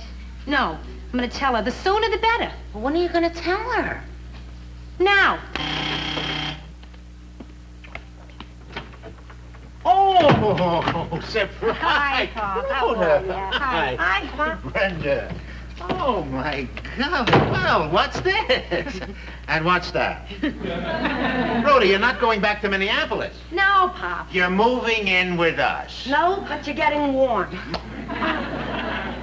Where's Ma? Your mother? Yeah. Your mother, your mother. Pop, you don't know if Ma's home or not? Of course she's not. No, Brenda, believe me, when your mother is home, I know it. No, I'm just trying to think where she told me she was going.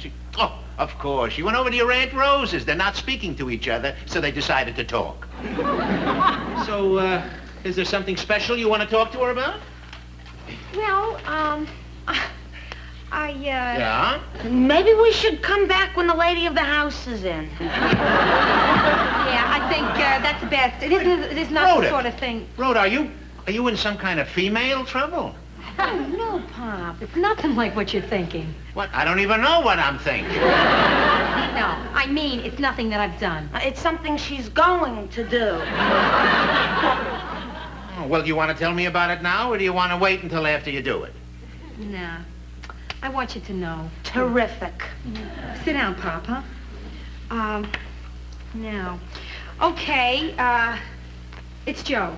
Joe, very nice fella, Joe. The best, the best. Yeah. Well, now, you see, we really love each other. Oh, boy, do they love each other. Good, good, good. And, Joe has asked me to live with him, and I decided to do it. Brenda, leave the room. I'm old enough to vote. Then go someplace and vote. If anybody wants me, I'll be in the refrigerator. Rhoda, you're telling me that this suitcase is like instead of a trousseau. Yeah, right, Pop. And, I guess what I really want is, your blessing. Rhoda, whatever you do, you have my blessing. Your mother's blessing, you may have trouble with. Pop, see, I just want to be straight with you. I wanted to be honest, and But I don't want you to feel bad. Oh, Rhoda, don't worry about me, Rhoda. You just be sure that you take the time to make the right decision. And that you're not rushing into something just because somebody else wants you to. The most important thing, Rhoda, is how you feel. Right. Good. So I'm moving in with Joe. Thanks, Pop. What thanks? I was hoping I talked you out of it. Listen, do you want me to wait around and talk to Ma To about Ma? it? No, I'll tell Ma. Are you sure? I can handle it. Rhoda, I can handle it. See what I'll have to do? I'll have to take her down to Miami Beach. That's like when I had to tell her that you were moving to Minneapolis. Oh, right. Sure, that's the answer. Right down to Miami Beach. What I'll do is I'll tell her down there. And with the sound of the breakers, see, she'll only hear every other word and it won't be so bad. Gee, with news like this, maybe I better take her to Niagara Falls.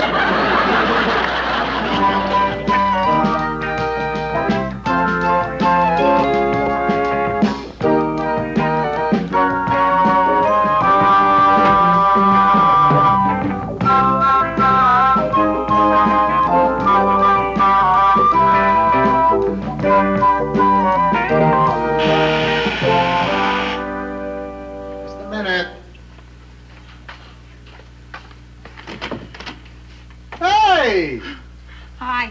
What do you say to somebody when you start living together? Oh, I'm glad you're here. Oh, that's good. I'm glad I am, too. I'm glad. Oops. Having trouble. You look a little nervous, huh? Yeah, well, I'm always this way the first day at camp.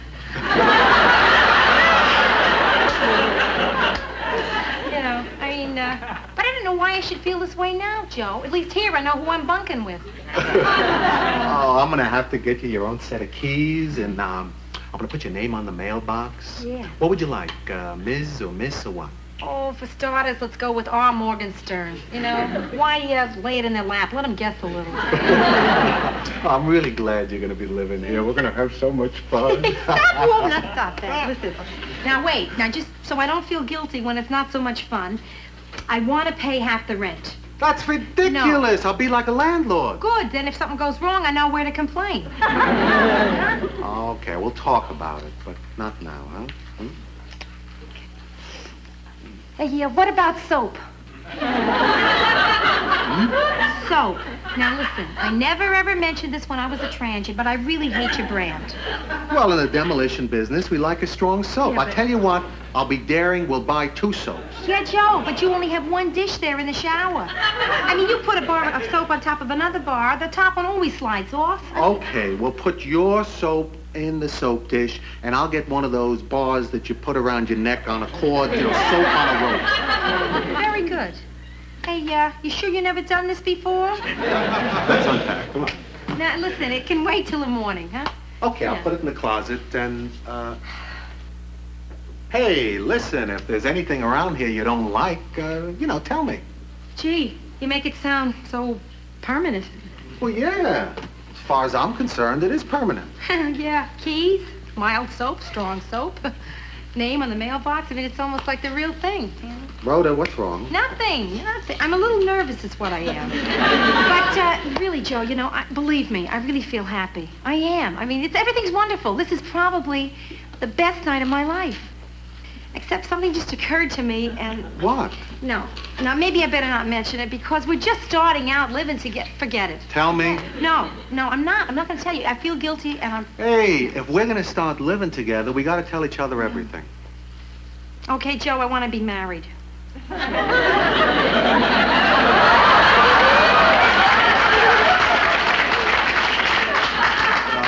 When did you realize that? Right in the middle of the soaps. And Joe, I can't tell you how ashamed of myself I feel. I mean, I thought I was so hip, so beyond that, with it, 1970s.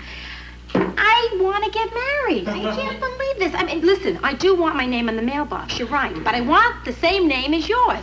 Yes, married. What a depressing thing to find out about yourself. I mean, this is so conventional. I mean, Ma, yeah, all that good work was not in vain. My daughter wants to be married. That's it, Joe. There it is. I want to be married to you. Married, huh? Yeah, please don't say it again. Married, huh? If you say you will, I'll never ask you for another thing.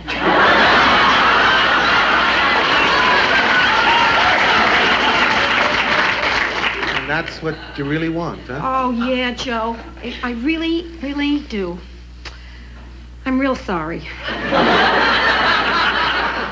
Look, Rhoda, I love you, but once you've been divorced, you get a little, I don't know, you get frightened of marriage, you know. Are you kidding? Listen, once you've been single, you're frightened of marriage. But Joe, I'm so sure about us.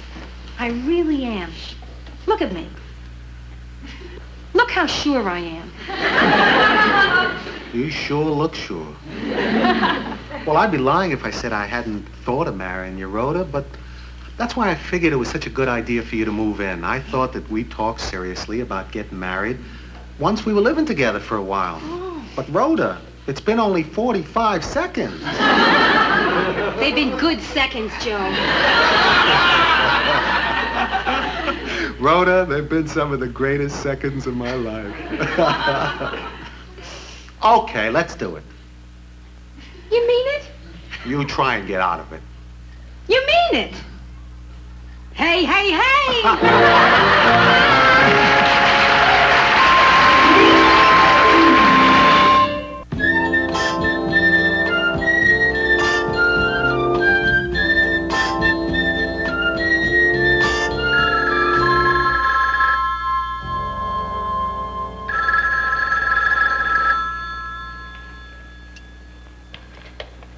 Hello.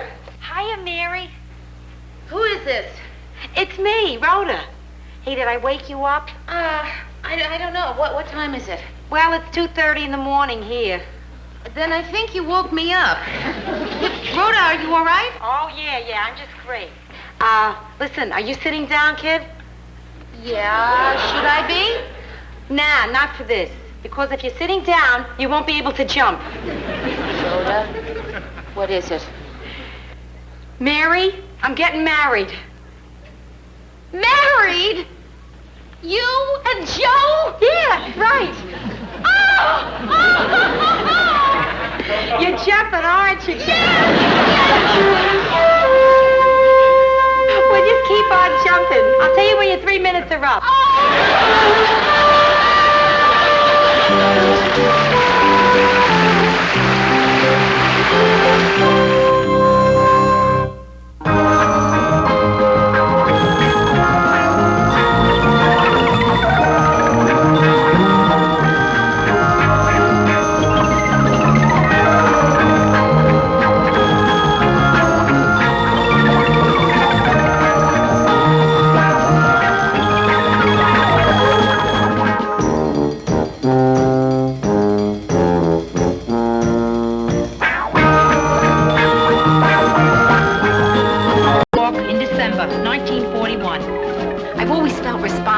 World War II.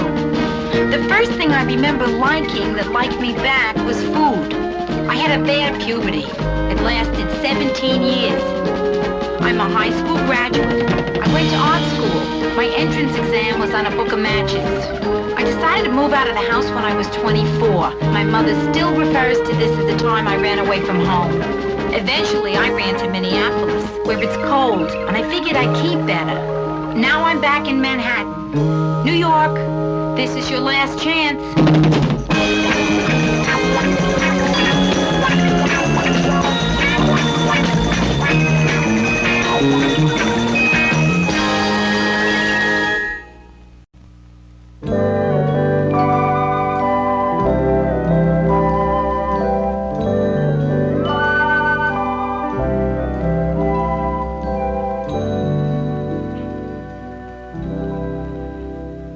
Does Joe like waffles?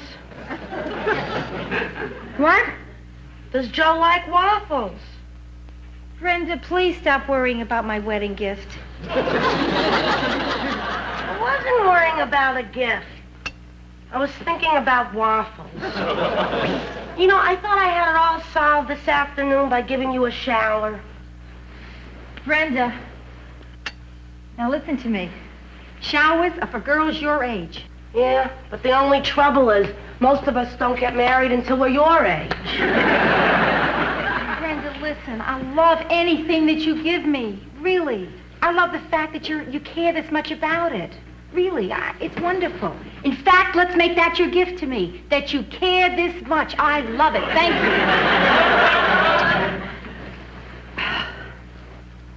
How about a yogurt maker? I really feel stupid bothering you about this, but I mean, it's so deep now. It's really important I come up with something good. I might be the first person to die of wedding gift failure. Want some health cereal? Sure. What kind of milk do you want on the cereal? Regular, low fat, non-fat? What are you having? Chocolate. Brenda. You know what I liked about the shower idea? Even if it was a rotten shower, we could still have a lot of fun talking about it afterwards. Yeah, Brenda, no. Showers are not my style. I'm too old to giggle. I'm never going to think of anything.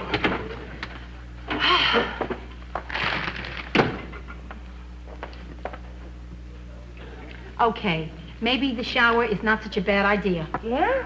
Except I don't know if I can be guest of honor at an affair where everybody's talking about you. Oh, you've heard it all before. Oh, have I? I mean, darling, when I heard Rhoda was getting married, I screamed so loudly that my husband rushed right in from the new dry heat sauna and said, Helen, don't tell me Rhoda Morgenstern is getting married. Well, my dear, you could have knocked me over with a paper towel. I mean, that girl. She's 33 years old, and this is her first time around the track.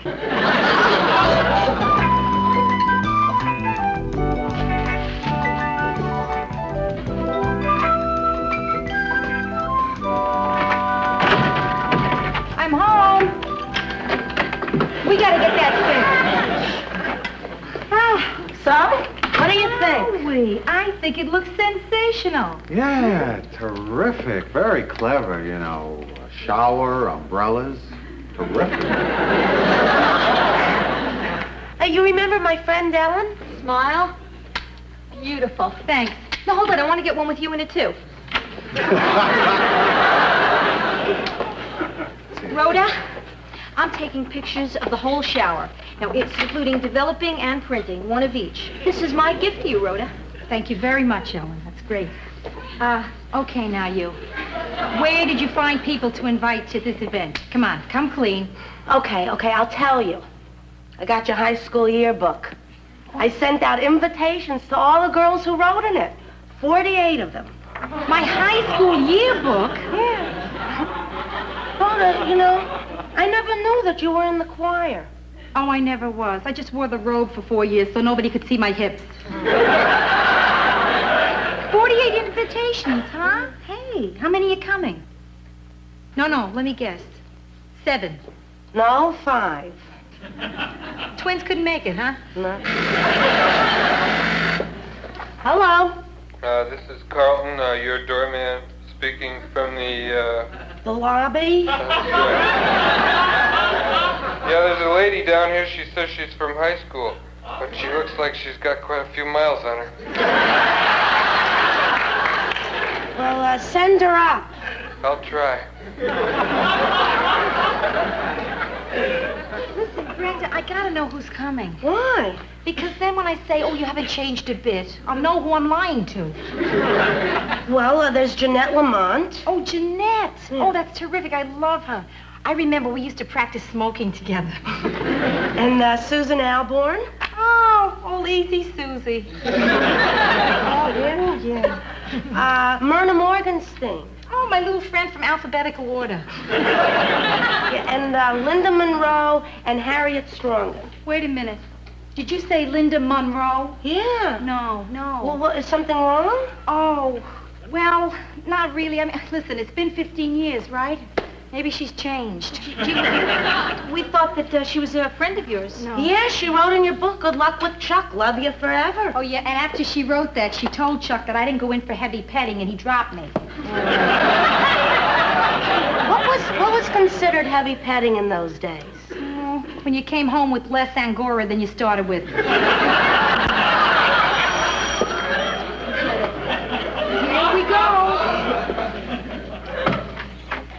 Rhoda? Rhoda Morgenstern? Myrna Morgenstein? Hi, there. I'm so happy for you. I mean, I was happy at the other 79 showers I went to for our class, but not as happy as I am for you because you're the last one. Myrna, I want you to meet my sister Brenda, and this is her friend Ellen. Nice to meet you. Same here.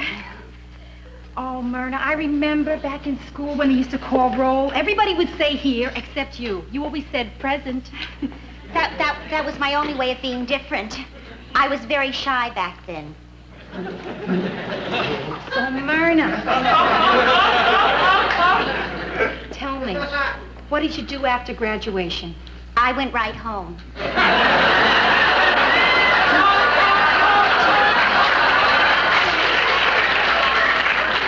What I meant was, later. I mean, what's going on in your life? Oh, well, I'm really doing fine.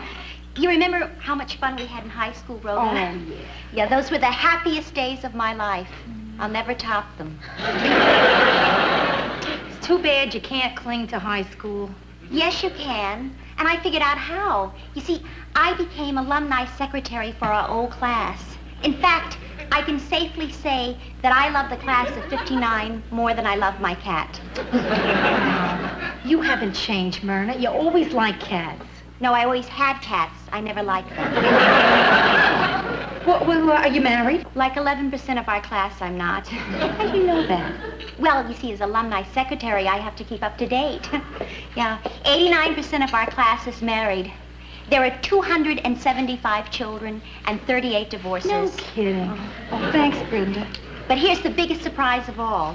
Nobody in the class of 59 has died. We did have a great hygiene teacher. We sure did. May she rest in peace. So, Myrna, tell me, you might know, how is Linda Monroe doing? It's hard for me to tell you this, Rhoda, but she did great. How nice. I admire how well you're pretending to take it.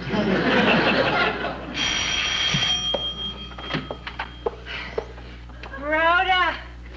Rosie! It's Susie! Oh, look at you. Oh, Rowdy! You must have some great diet you don't even show. How far along are you? How far along? Yeah. Oh, Susie, this is a bridal shower. A bridal shower? Oh, shoot. I brought you diapers and a teething ring. You see, I figured that... Yeah, I know. It's hard to believe that somebody my age is just now getting married, but I figured better late than never, right?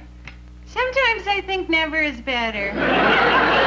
This is number 5. Oh, Susie, then you're going to need these before I do. Rhoda, what kind of birth control are you using? Oh, the pill. That's what I used.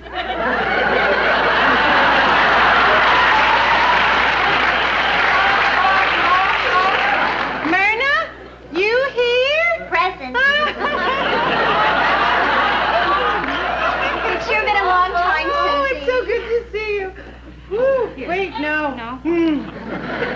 Myrna, I haven't seen you in 15 years.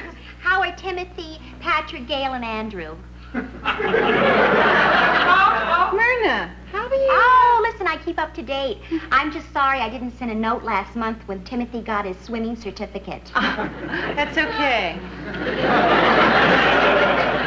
Susie, this is my sister, Brenda. Hello. And her friend Ellen. Susan. Pardon us for not rising. So, Susan, when's the happy day? 9 months ago.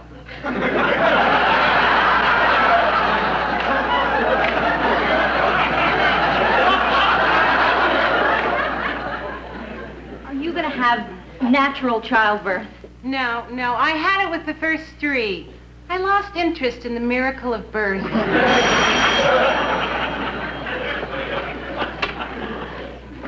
Rhoda. Jeanette, How are you? Jeanette Lamont. Oh, of all the people, I'm so glad you could come. Listen, I wouldn't do this for anybody else. But if I don't do it for my best friend from high school, who'll I do it for? Nowadays, my best friends are people I don't even like. Some of the girls are already here, Jeanette. Say hi. Oh, here, give me that. That's mine. Same. Hello. Can I help you? Hello. I'm Harriet Strongen from the Bronx, and I got your invitation. Aha. Do we know each other?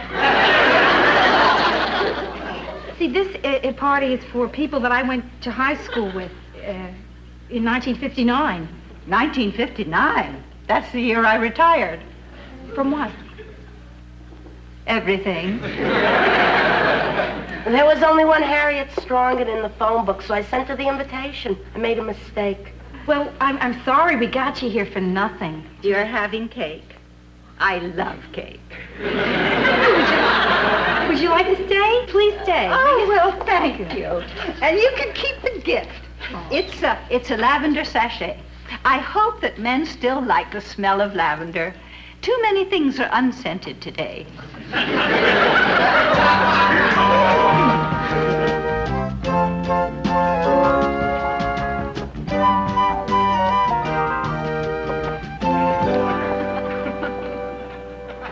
Rhoda, I can't believe how wonderful you look. Oh, Jeanette, look who's talking. You look absolutely marvelous.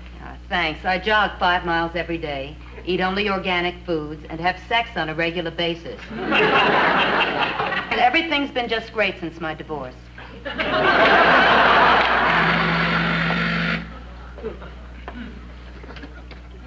Yellow. Hello. This is Carlton, your doorman. Oh, hiya, Carlton, old buddy. Hey, have you been drinking? What makes you think that? Because the first time I can understand what you're saying. Well, what do you need, pal? There's a lady down here to see you. Who? I don't know, but she's wearing a black hat. It's either Linda or Billy Jack. Gee, Rhoda, you know, I'm sorry I invited this person who bothers you so much, but I didn't know. Oh, Brenda, I know you didn't know. I should have gotten you a waffle iron. Here.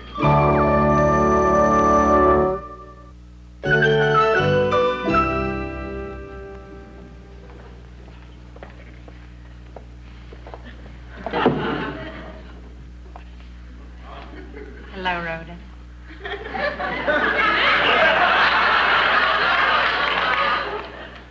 Hi, Linda. Gee, it's, nice to see you. It is? Yeah. It's nice. Well, yeah, it's nice. Here's a little something for you. Oh, well, thank you, Linda. Oh, Rhoda. Let me look at you. Come on, Linda. I said, let me look at you. Sure, of course. I didn't know you were that serious. My. You must be so proud of what you've done to yourself, Rhoda. It's amazing. You're absolutely attractive. Well, you know, Linda, it's... Champagne, Linda? Who's this? Nobody, nothing. It doesn't matter. They're just a relative. That's my sister. Oh. Here, darling, take this, will you, and put it somewhere safe, huh? Sure. I'll put it in the fur room. Oh, will you look who's here? High school. Hi, sweet Vern. Well, how lovely to see you. Look pretty good, kiddo. Hello. Susie. I haven't seen you since graduation. You haven't changed a bit. How many is this? This is 5. You ought to take that husband of yours, chain him to the kitchen sink. It wouldn't help. He'd get me while I was doing the dishes.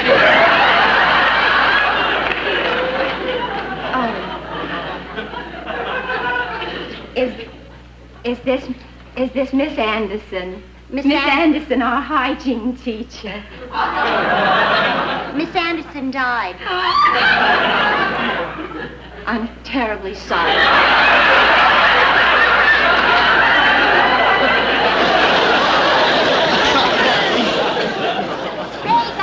You know, it's really hard to get a group of alumni together, so if you just fill me in on what you've all been doing, I'll put it in the newsletter. Certainly. Terrific. What would you like to know? Everything. Brenda, I need a lot more champagne. How much money do you have? My, what a fun question. We heard you were rich. Well, rich. Rich is a relative term. It all depends what you consider rich. I don't consider myself rich. It all depends what you call rich. What do you call rich? Over $2 million. Then I'm rich. Matter of fact, if you consider 3 million rich, then I'd still be rich. I don't believe it. $3 million. What do you say? Thank you very much. It wasn't easy. Don't forget, in 1959, there weren't as many opportunities for women as there are today. I had to do it the hard way. I married money. But we're here to celebrate Rhoda's wedding, right? Rhoda's wedding. To Rhoda. Oh.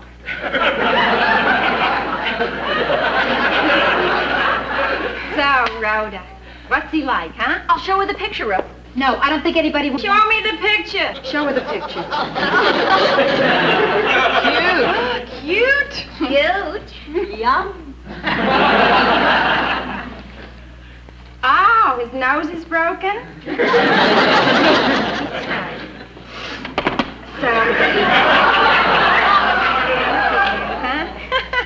Remember when we both tried out for cheerleader and you didn't make it because you couldn't boomalacca? I never tried out for cheerleader. You most certainly No, did. I didn't. I remember it distinctly. Did you remember it? I guess I must have. Rhoda? Would you like something to eat? No, darling, thank you. I'm saving my appetite. My husband and I are going to a really wonderful place for dinner. Well, this is wonderful. I trimmed the fat. Speaking of trimming the fat, you know what I mean.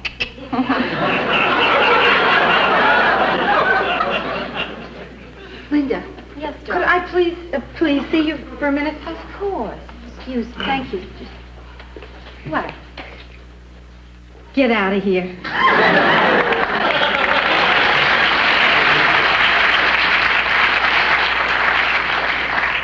Is it too much cheap champagne, Rhoda? You have 20 seconds to go. Is it jealousy? Is that what it is, Rhoda? 15 seconds, Linda. I think I'll stay a while. No, listen, I'm not going to back down this time.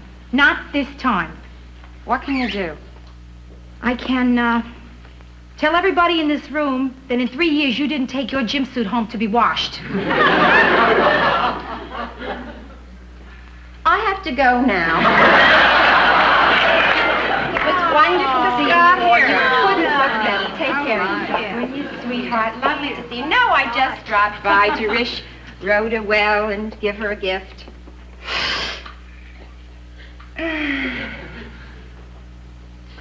Who am I kidding? Rhoda asked me to leave. I've always been a little pushy, a little aggressive with Rhoda. No. And today, for the first time, Rhoda had the guts to confront me.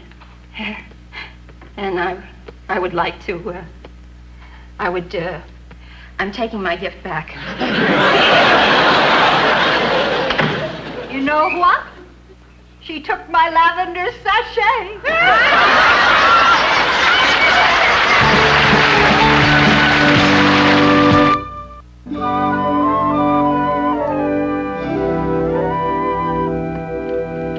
So aren't you going to watch me open Linda's gift? Is it ticking? It's from Tiffany's. Well, it could be a sterling silver bomb. Hey, silver ice tongs. Oh, very classy silver ice tongs. Don't get your hands cold. I'll have to use these next time I shake hands with Linda. Brenda, thank you for a wonderful shower. Really. Yeah? Yeah. Well, I just want to talk to you about one thing. Sure. Well, you remember when You were taking all that stuff from Linda when she was laying it on you. Yeah. And the only time you spoke up was when she started to put me down? Yeah. Well, I just wanted you to know Yeah, I know that you're 21 years old and you're perfectly capable of taking care of yourself. Yeah. No, that I can use all the help I can get.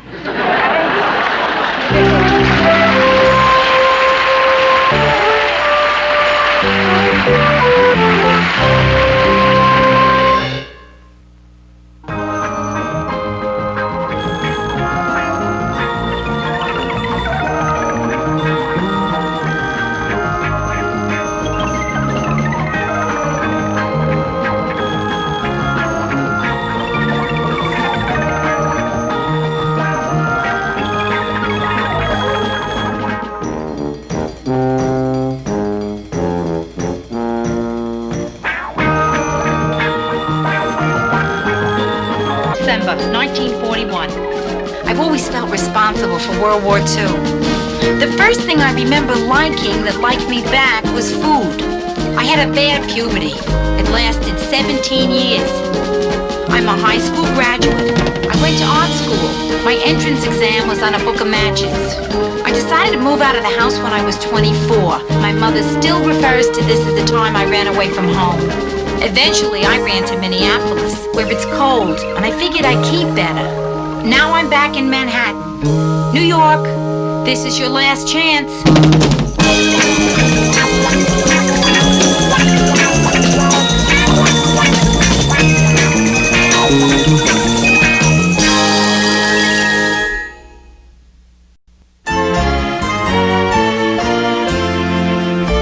Oh, thanks, Brenda. I can't believe it. You know, it seems like just yesterday you moved in. And here you are moving out to get married. Yeah. Well, someday it's going to happen for you, Brenda. You meet a wonderful guy, fall in love, decide to get married, and be just as nauseous as I am right now. Oh, that's Joe for the trunk. Listen, can you... I got it. Thank you. Hi, Joe. Hi, honey. Hiya, Bren. Hello, Joe.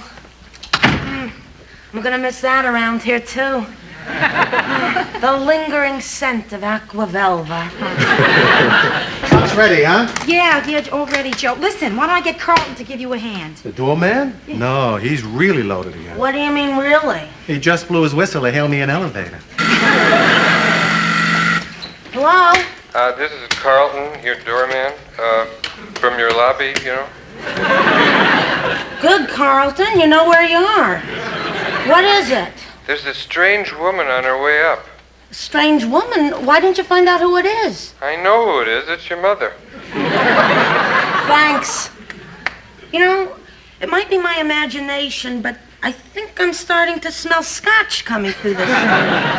Hey, what's Ma doing here? She's probably coming to reopen negotiations. There's nothing to negotiate. We decided to get married quietly in the judge's chambers, and that's it. Right, Joe? Hey, it's up to you. I'm staying out of it.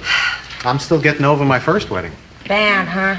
Well, I knew I was in trouble when the minister said you may kiss the bride, and she said, don't smear my makeup.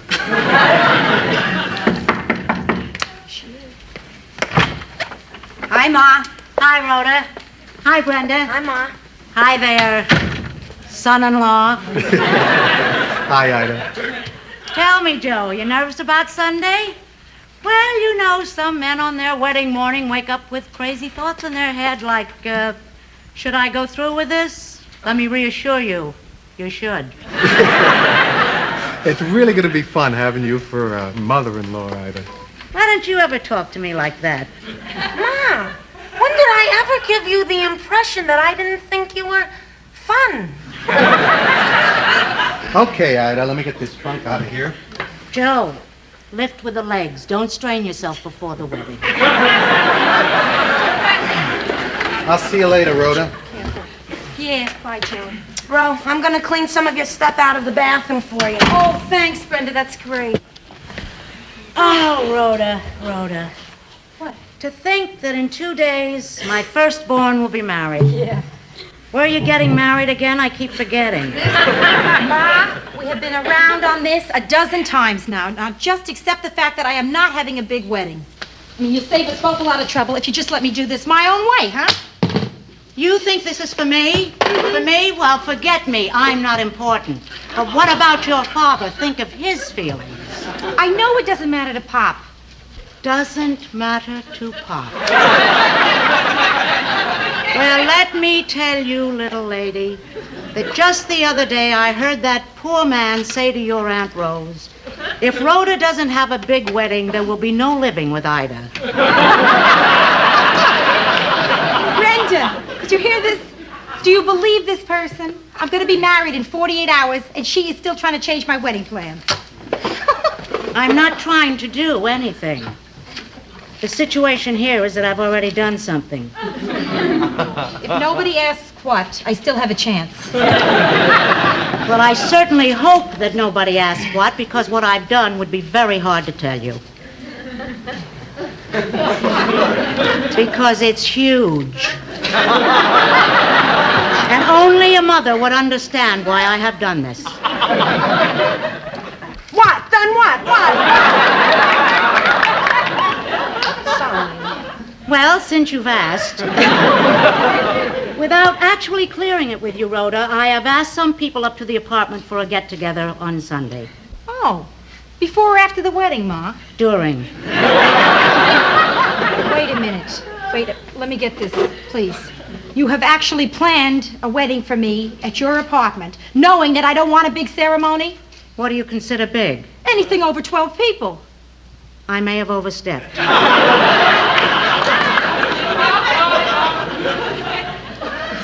How many, Ma? Not counting musicians, 79. Overstepped. You are awe-inspiring. Yeah. You know, in a crazy kind of way, she may be a great woman. You can't do this, Ma. You really can't. Yeah, you're not going to force me into this. I mean, you can do a lot, but this you can't do. No way. You have I'm really not doing overstepped it. You yourself. understand? Ma, I'm going to have my marriage the way I want to have it, the way I planned it originally, no matter what. Because this time, it isn't just another day in my life. It's my wedding day, and that's it. So, what's your decision? Who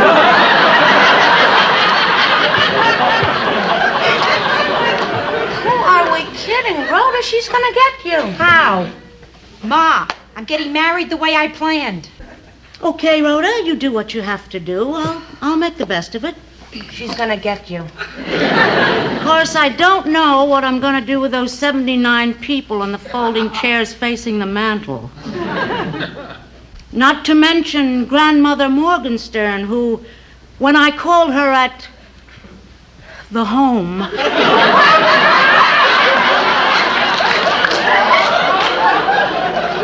to invite her to your wedding, said that she never thought that she'd live to see you get married. I just hope the disappointment doesn't...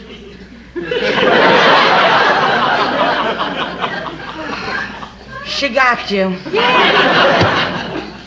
Okay, Ma, okay. You win, you're still the champ. If it's all right with Joe, we will get married at your place. Whatever you want.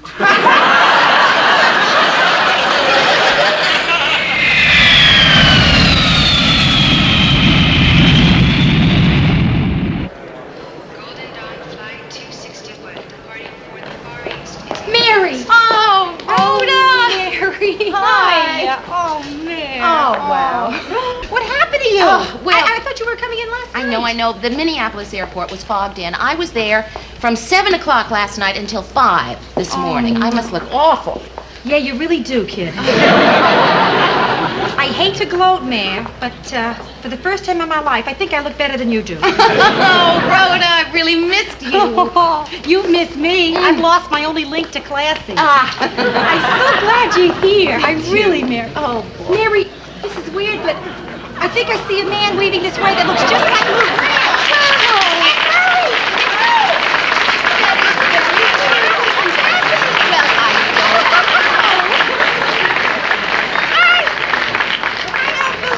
I don't believe this. Sorry we're late, Rhoda. We wanted to freshen up a little. Oh, I'm so happy for you, Rhoda. Oh, Mary Lou.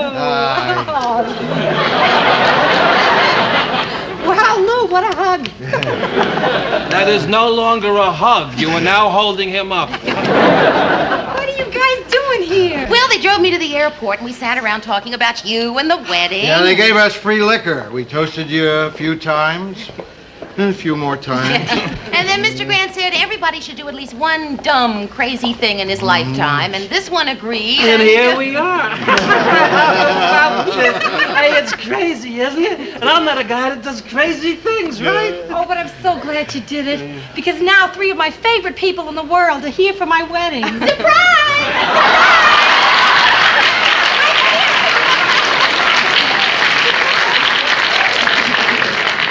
Well, 3 out of 4 ain't bad.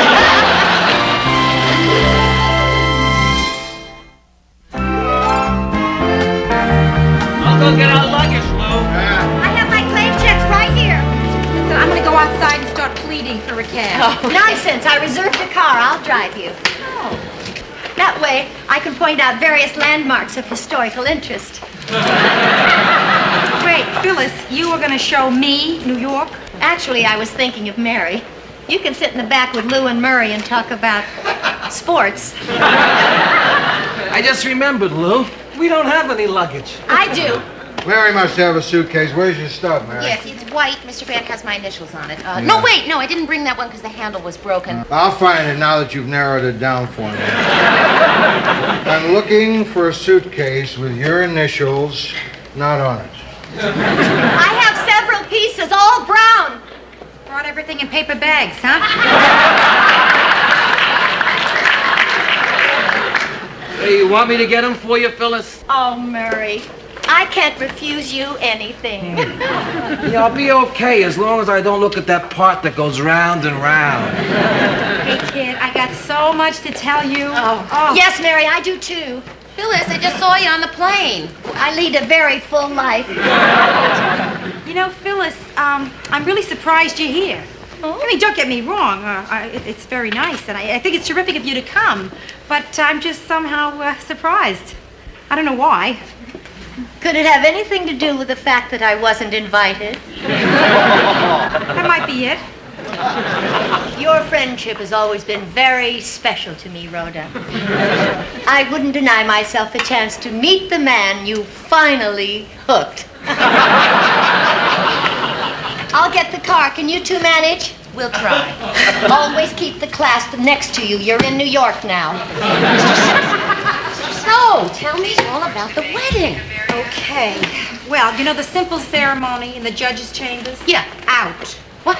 The entire scene has moved uptown to my parents' apartment in the Bronx. Yeah. At this moment, my mother is cornering the market in chopped liver. Oh, Rhoda, you're getting married at home. That's wonderful. Yeah, there's more. My mother bought me a wedding gown. White, with a veil. Oh. Yeah, it took me 2 hours to talk her out of adding a train to be carried by 5 little cousins. Listen, I just can't wait to meet Joe. Is he wonderful? That's uncanny. You've never met him, and you just described him to a T. And listen, if you like his type, let me know. Oh, there's a lot more of them here than there are in Minneapolis. This is where they come from. For some strange reason, I feel like calling somebody Buana.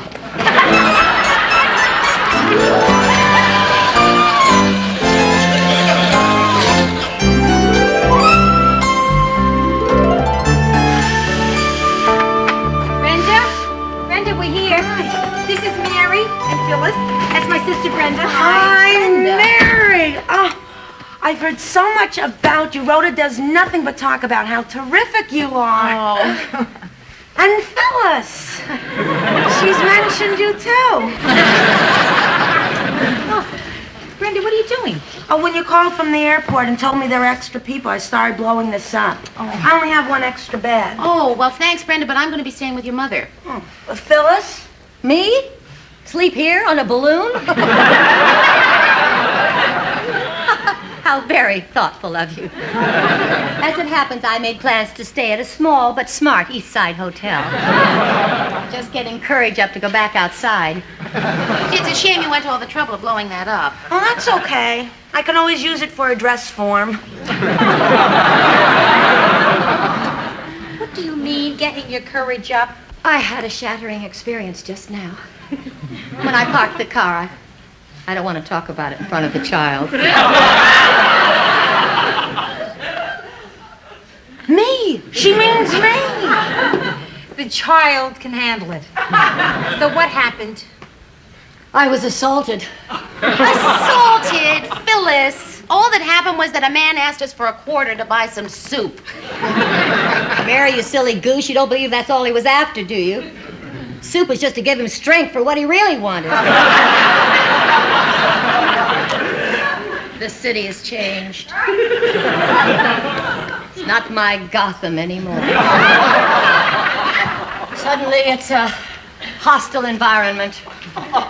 Place where I can walk into an apartment house and be accosted by some derelict lurking in the lobby. That's all right. He works here. Well, somebody's going to have to walk me to my car. I refuse to be attacked before I even get out of the building. Yeah, there's a better selection of bums on the street. Okay, I'll walk you to your car, Phyllis. Thank you, child. Mary? Rhoda, I'll see you tonight. This is all a fascinating experience. And who knows? Someday, we may all look back on it and smile.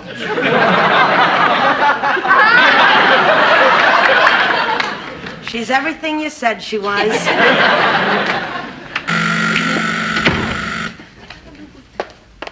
Yes? Hello, this is Carlton, your doorman. Yes, yes. What's his name? Joe is coming up. Mary, Joe's here. He's here. Oh, I know you're going to love him. Oh, I'm sure I will. If you don't, I'll go nuts. Oh, come on. Yeah, oh, Mary. I mean, I won't call off the wedding if you don't, but I really want you to. Rhoda, I have a feeling I'm going to adore him. And I'm going to be so jealous of you that I'll be miserable for the rest of my life. Boy, I sure hope so. Rhoda, what the hell is wrong with that guy? Is he always drunk? Does he ever do anything else? Joe, this is Mary. Hello. Pleased to meet you. Oh, boy, what a day. It started out with the building inspector. The moron, he says, unsafe, unsafe. I said, of course it's unsafe. That's why we're tearing it down. That's the kind of half-wits that we got working in this city. It was a miserable, dirty job. That clown came in and he messed up everything. I got myself a parking ticket, and now that drunken doorman of yours, he tells me I gotta use the service entrance? You don't even have a service entrance. I tell you, the people in this city are getting dumber and dumber by the minute. I gotta go wash up.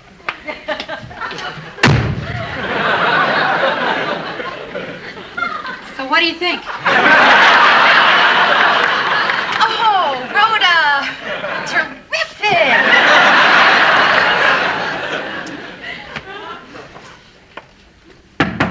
Yeah, come on in. I'm just washing up.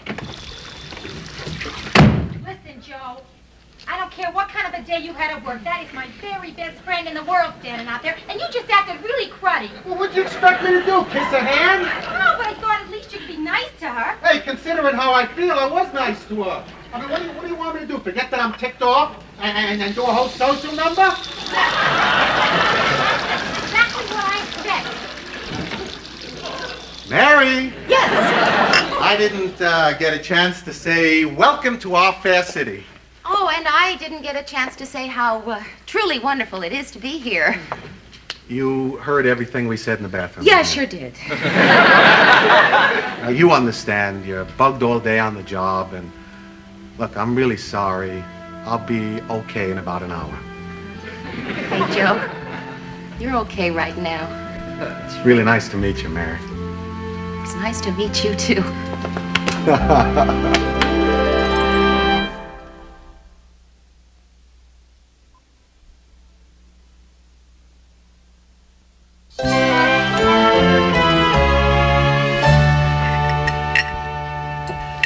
Listen, everybody, there's lots more food. I'm stuffed. If I eat one more bite, I'll die.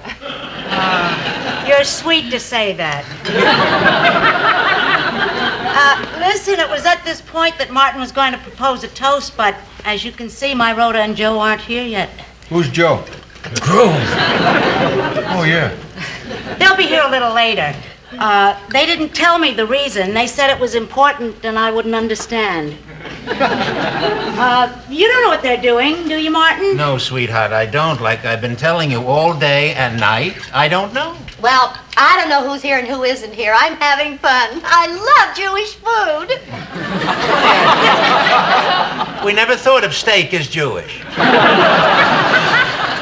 Brenda, do you know what Rhoda and Joe are doing that's so important?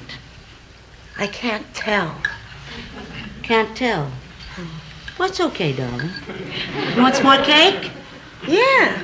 Come on into the kitchen and we'll get it together. Mrs. Morgenstern, I know where they are, and I really don't think Rhoda would mind if I told.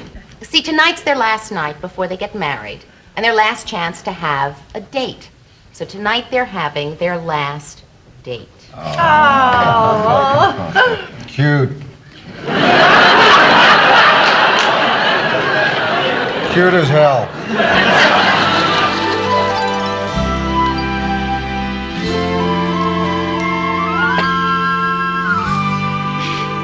Finished? Yeah. You didn't eat anything. Yeah, but this is the last night I have to watch my weight. Joe, Yeah. listen, no. Yeah, I want to ask you. Go ahead no, and ask never me. mind. No, Come no, on. it's hard. Why should it be hard for you to ask me anything?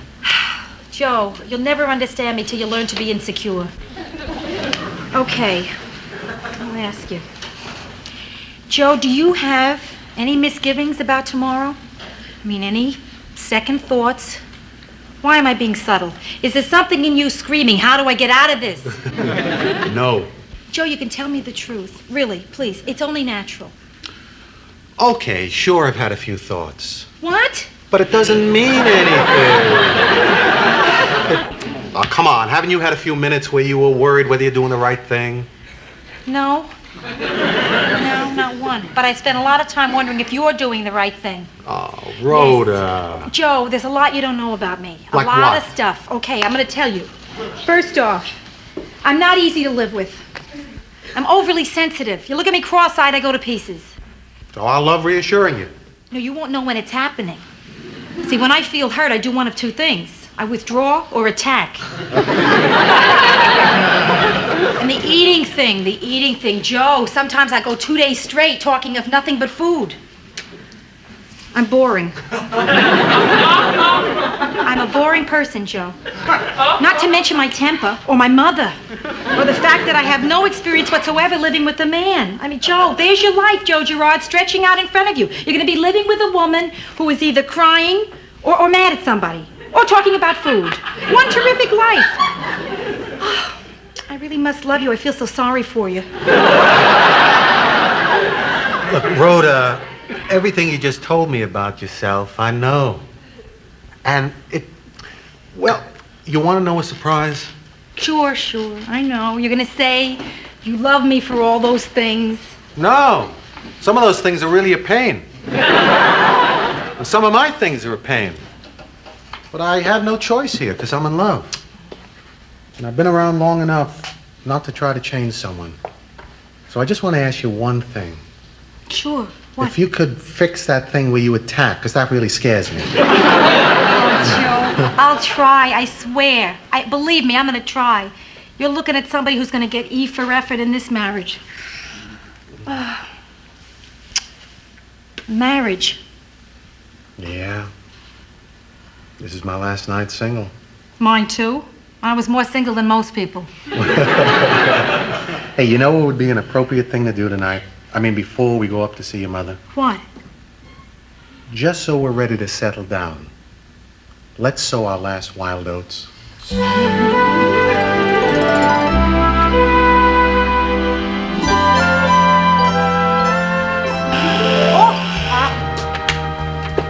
go. Hello, is this the Morgenstern resident? Could you speak up a little, honey? I am speaking of. Well, then maybe we ought to stand closer together. Is Rhoda home? Who are you? Oh, I'm Georgette, and I have an invitation to the reception, and I know it's not until tomorrow, but I'm here already. I wondered if I could help with anything. Of course you can. Come on in. You can help us eat some food. Rhoda will be thrilled to see you. when she gets home. You must be so relieved, Mrs. Morgenstern. What do you mean? Rhoda told me that if she wasn't married before she was 35, you said you'd take all your clothes off in Macy's window.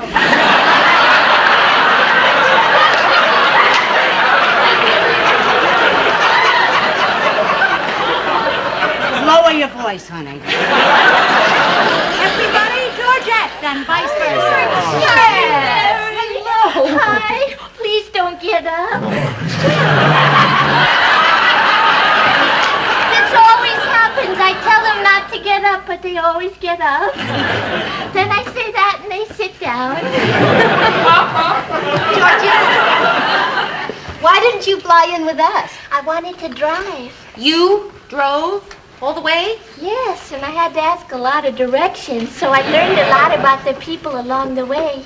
You can tell so much about people by driving through their state. Oh, like what? Wisconsin people are very patient. I got lost there 4 times, but they were very helpful. One of them gave me a piece of cheese. Illinois people are nice, except for some men at a truck stop who kept asking me, "What are you hauling, honey?" Ohio. I don't remember Ohio. In Pennsylvania, though. Georgette. Yes, Phyllis? You know I love you, dear. But trust me, that is not an interesting story. Everybody, look who's here. Georgette! Hello.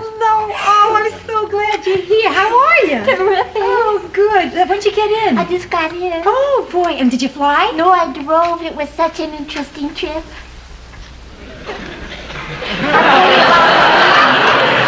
Yeah, sure. So, how was the big date? You know I love romance, Rhoda. Tell me what you did. Well, I don't want to hear about it. Girls, let's go in the other room. I can't take all this smoke. Yeah, it's too smoky. Let's get out of here. Oh, good. Just in time to clear the table. I'll help you. You are getting married tomorrow. Yeah, Mary. I sure am. You know what I was just thinking about? Of course I know what you're thinking. You're thinking about all the old times, weren't you? They were good times. Wait, everything doesn't seem so great. How about some of those dumb dates? Oh. Hi! Hey, I think I'm gonna sneeze. Achoo! Did you ever have a blind date making fun of your entrance? Oh, gosh, no. Thieves, that's the word. Thieves. Like the last guy. Arnie the exterminator.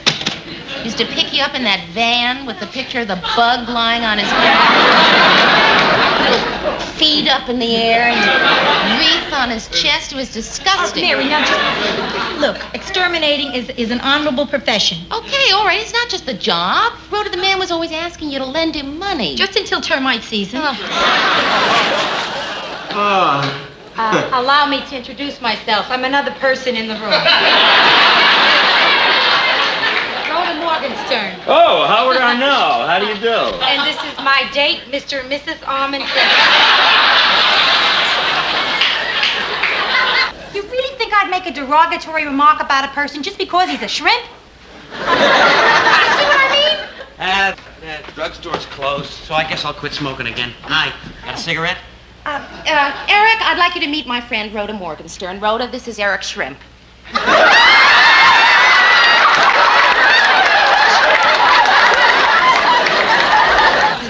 Phyllis, Ben and I aren't getting married. He's not my type. What do you mean he's not your type? He is witty. He is attractive. He's successful. He's single. He's gay.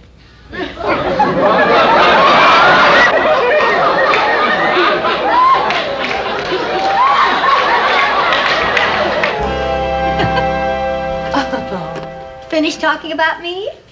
We weren't talking about you. Oh, come on. Phyllis. Well, I just feel so excluded. mean, I don't seem to have any real function here. You didn't pick me to be a bridesmaid. I'm not having bridesmaids. There's always an excuse, isn't there? The point is, I'd really like to do something to help. Please.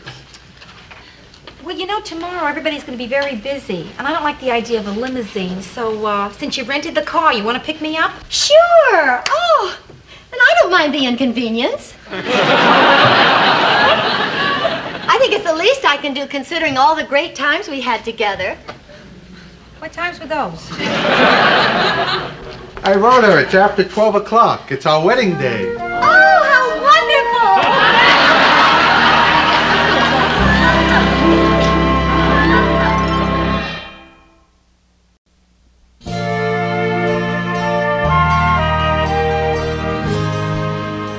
I'm so nervous. Will you please relax? Come on, stop worrying. It's just a wedding. Oh, sure. And Sarah Lee is just a cheesecake. There you go. You look beautiful, Brenda. Just like a painting. Oh, yeah. I can even see the little numbers. Oh, Ro, I have something for you. Oh, what? Your first wedding gift. Oh. I found it in a secondhand bookstore. A discreet marriage manual for the demure young woman. When was this published? 1900. Oh, I can tell it's old. They only list one erogenous zone. And it's not even a good one. Wonderful, thank you. Hello, Ma. Oh, hi, Mary. I thought it was... Oh, sure, put my mother on. Probably too shaky to work the dial. Hello, Ma. Yeah, you want to talk to Rhoda? All right, Mrs. Rhoda. She's making nervous jokes. Hello, Ma. God bless you, too. Oh, I thought I'd wear the white dress. You know, the long one with the... Now, Ma, please. I mean, how hard is it to get into a dress, huh? So what if I send Brenda up there to help you get into it? Well, listen, everybody's going to be looking at you anyway. Well, I figure somebody jumps up on a chair and hollers, whoopee, they're going to attract some attention. Okay. No problem. Because if I need any last-minute stuff, Phyllis can help me out when she picks me up. Yeah. Now, Ma, please. Okay. Brenda, I'm telling you that dress is gorgeous. Well, it's got a lot of miles on it. This is its 5th wedding. And if it hears you're next one more time, it's going to throw up. Great. Listen, I'm glad you're already dressed. You got to go uptown to the Bronx and help Ma get ready. She's been ready for 30 years. True. But okay, Ro. All right, good.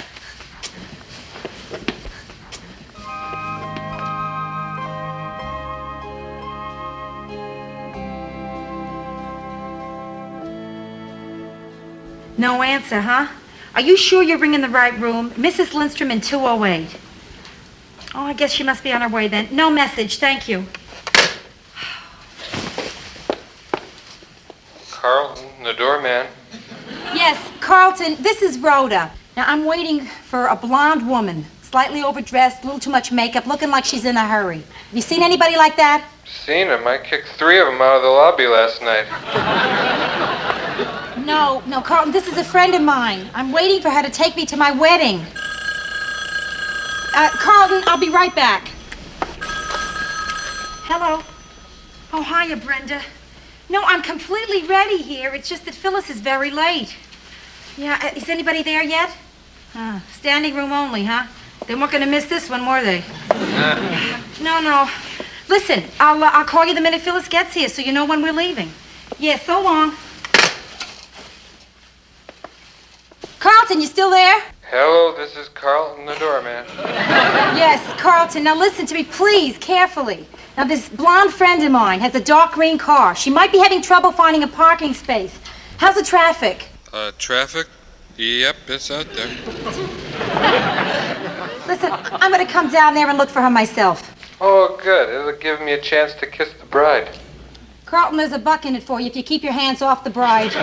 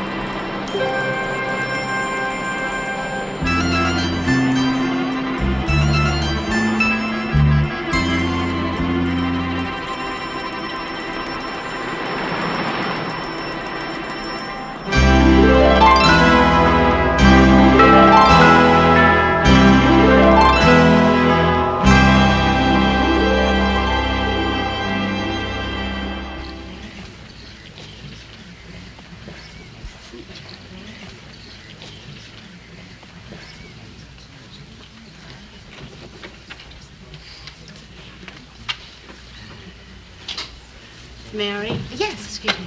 Mary, do you think anybody has noticed that Rhoda isn't here yet? Yes, I think they all know. I mean, the ceremony was supposed to start an hour ago. Uh-huh.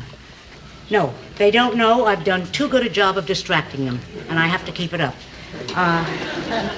This is Rhoda's best friend, Mary Richards. Mary, this is Joe's mother. Ma, you already introduced them. 4 times. It's good meeting you again, Mary. Thank you. Mrs. Morgenstern, we are all a little aware that Rhoda and Phyllis are a tiny bit late, but I'm sure they'll be here any minute, and I really don't think you have anything to worry about. Mary, you've always been like a daughter to me. So shut up.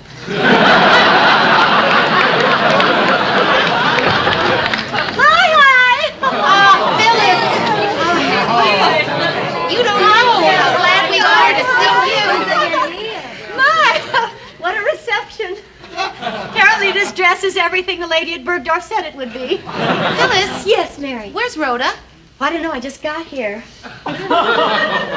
Oh, my Lord, I was going to pick her up, wasn't I? Phyllis. Oh, how could you? I'm sorry. She forgot to pick her up.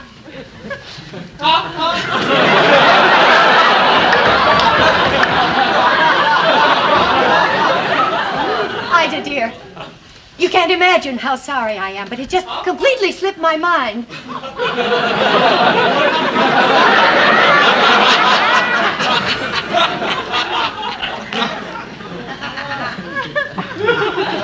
You know, I wouldn't do anything like this intentionally.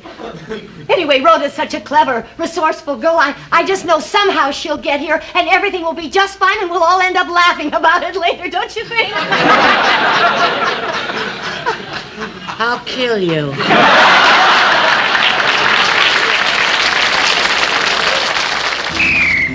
Taxi! Taxi! Taxi!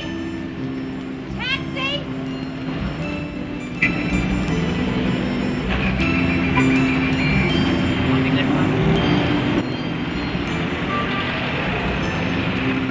Hey, taxi! Hey! Hey, taxi! Hey! Over here, cab!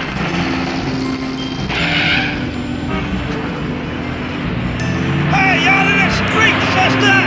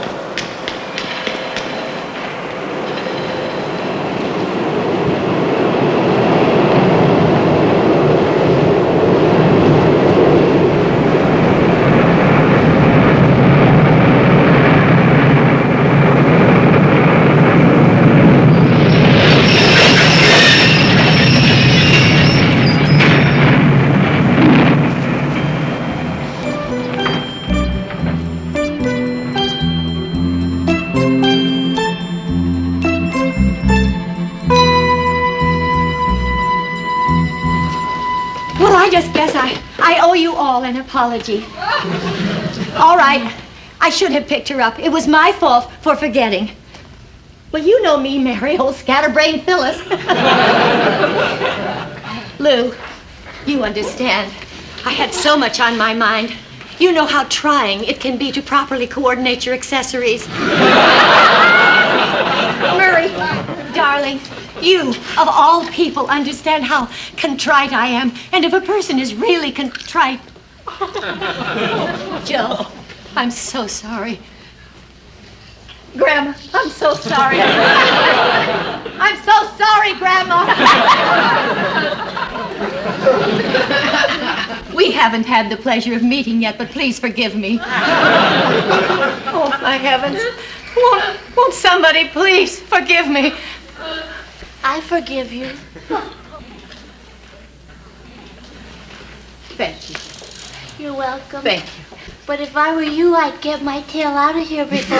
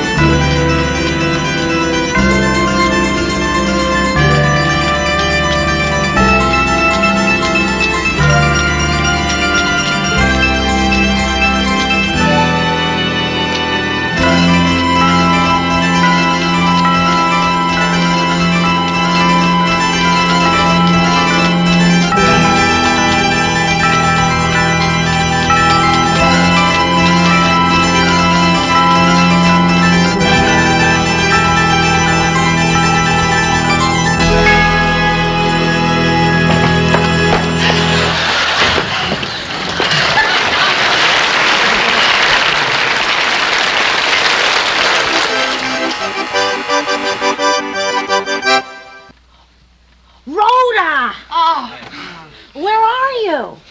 Oh, down in the lobby, of course. Where else? Oh, Rhoda, I'm so glad you're here. Mom was freaking. She was getting ready to have me stand in for you.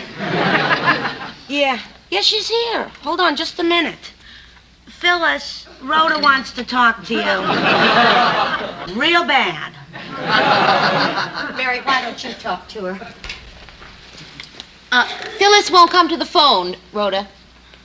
Yeah, sure. What do you want me to tell her? Rhoda, I come from a small town in the Midwest. I can't say that. I'm from the Bronx. I can't. Go.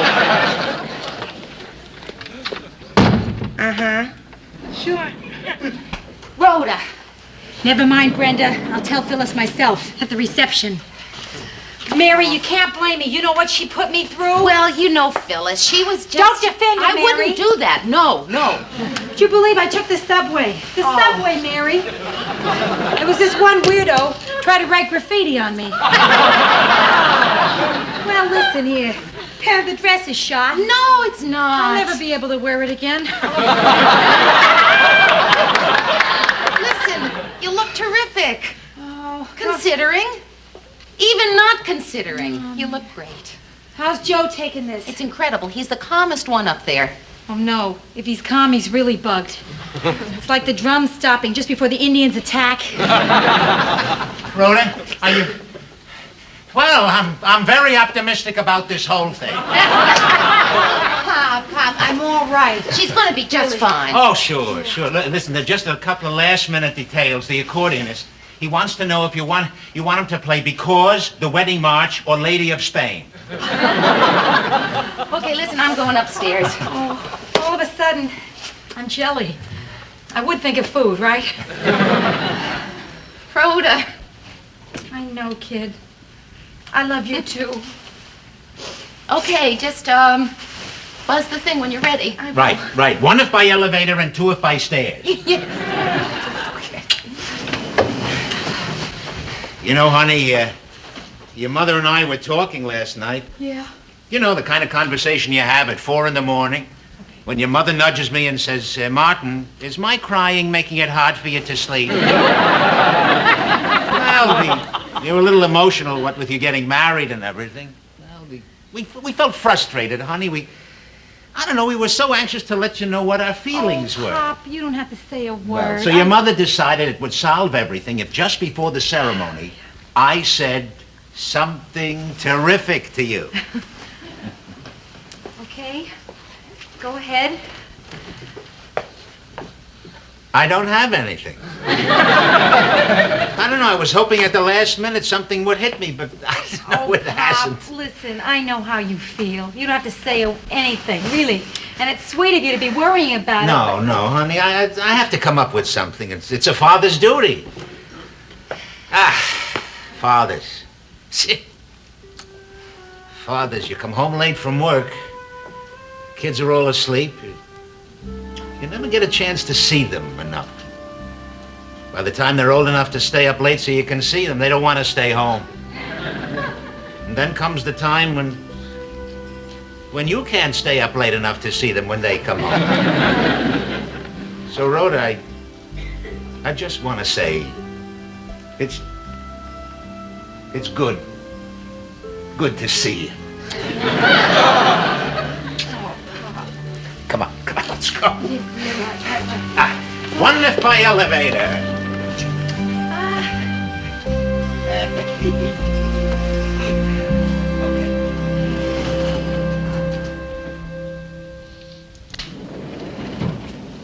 Rhoda, your bouquet. I left your bouquet in the icebox. You wait here, I'll get it. Okay.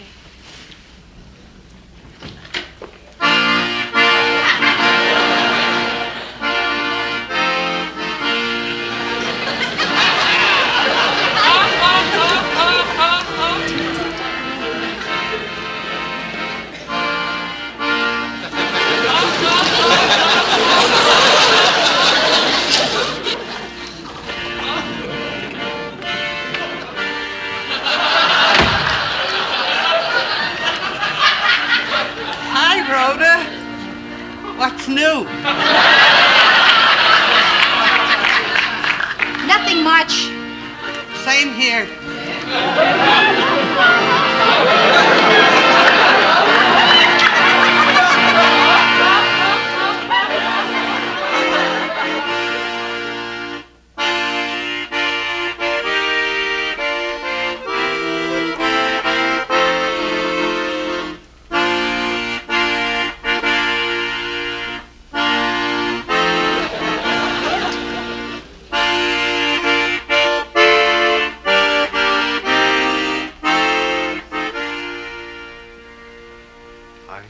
Hi. Don't smear my makeup. Family and guests. Rhoda and Joe have chosen to write their own wedding ceremony and marriage vows. What's wrong with the one God wrote?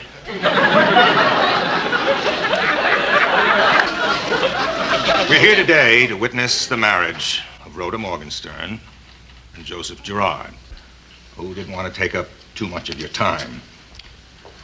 They just wanted me to say this. When two people love each other, it's natural that they want to share each other's lives. Because love is what matters most. It doesn't solve everything. It doesn't promise everything. It just matters. Now they'd like to say something to each other.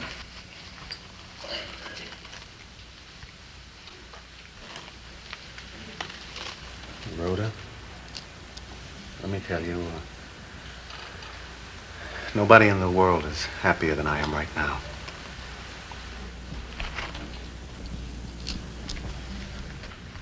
Joe, you know, don't you? Whatever it is I've got to give, you got.